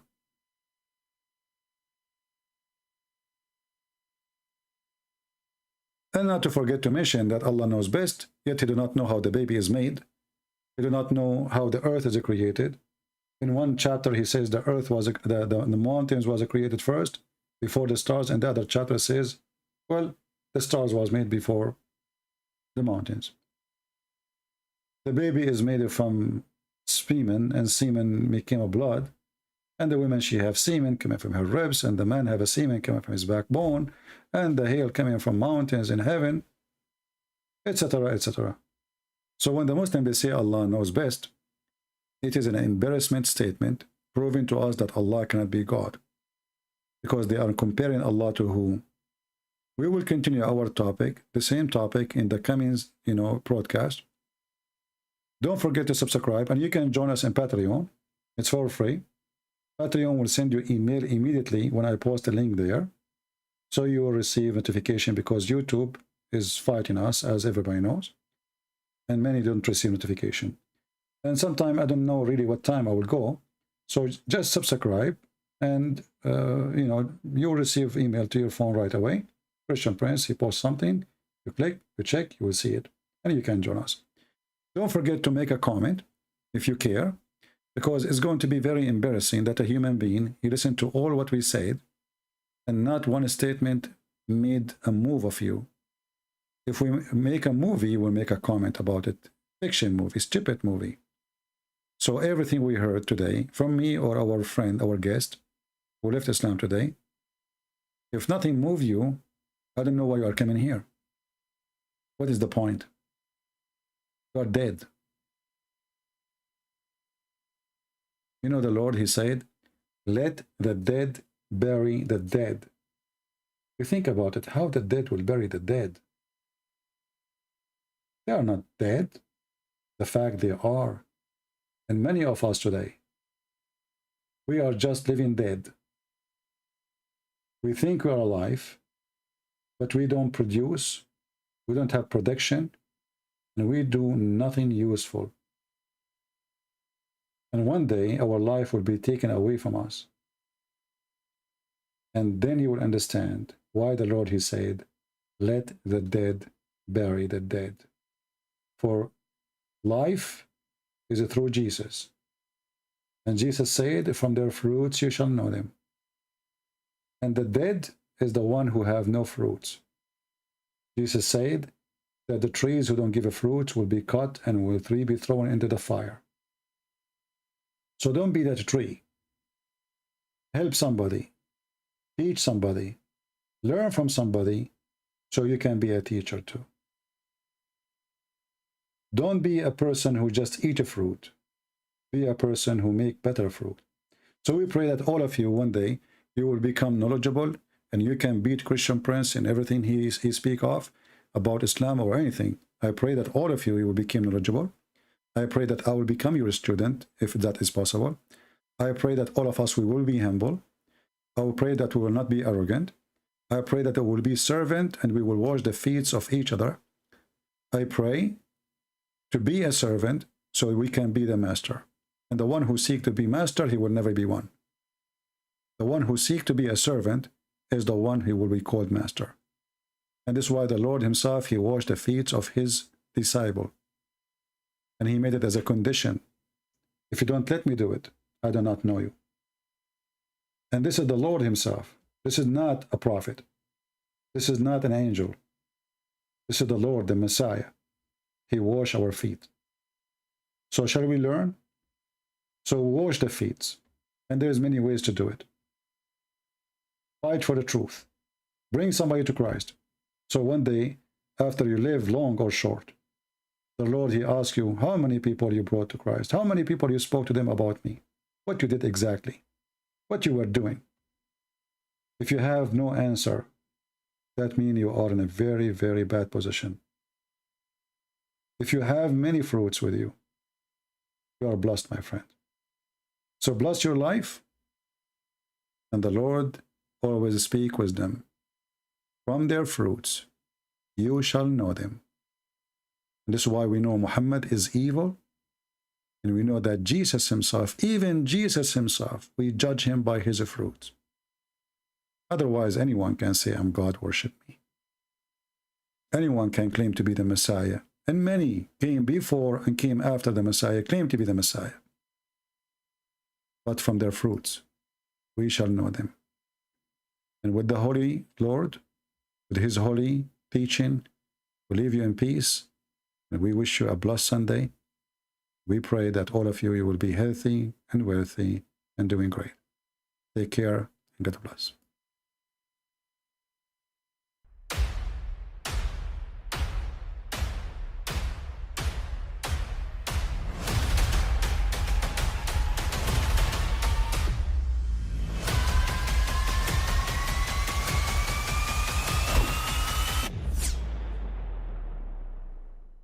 But I mean, again, he doesn't know who Gabriel is, right?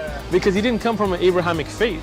The people of Mecca were pagan. Quran is mentioned. If this book was from other than God, they would have found in it many contradictions. If a book is without contradictions, that has no bearing on whether it comes from God or not. I've had phone books that are inerrant, but I certainly don't think God gave them. That we believe without understanding.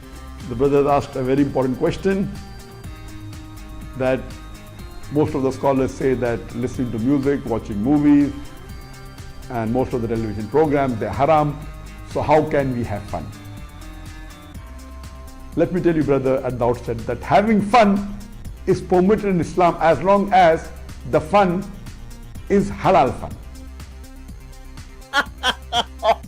That the standard narrative has holes in it. The Prophet tells us because Satan or the devil sleeps over our nostrils. Those who oversleep and not pray Fajr on time, Satan urinates in their ears. I really do think Jesus was crucified and that he really was dead and buried. He thought that he was a son of God in the sense that he was specially chosen by God. I think Jesus really did think he was going to be the Messiah, the future king of Israel. I mean, that is, after all, why they crucified him,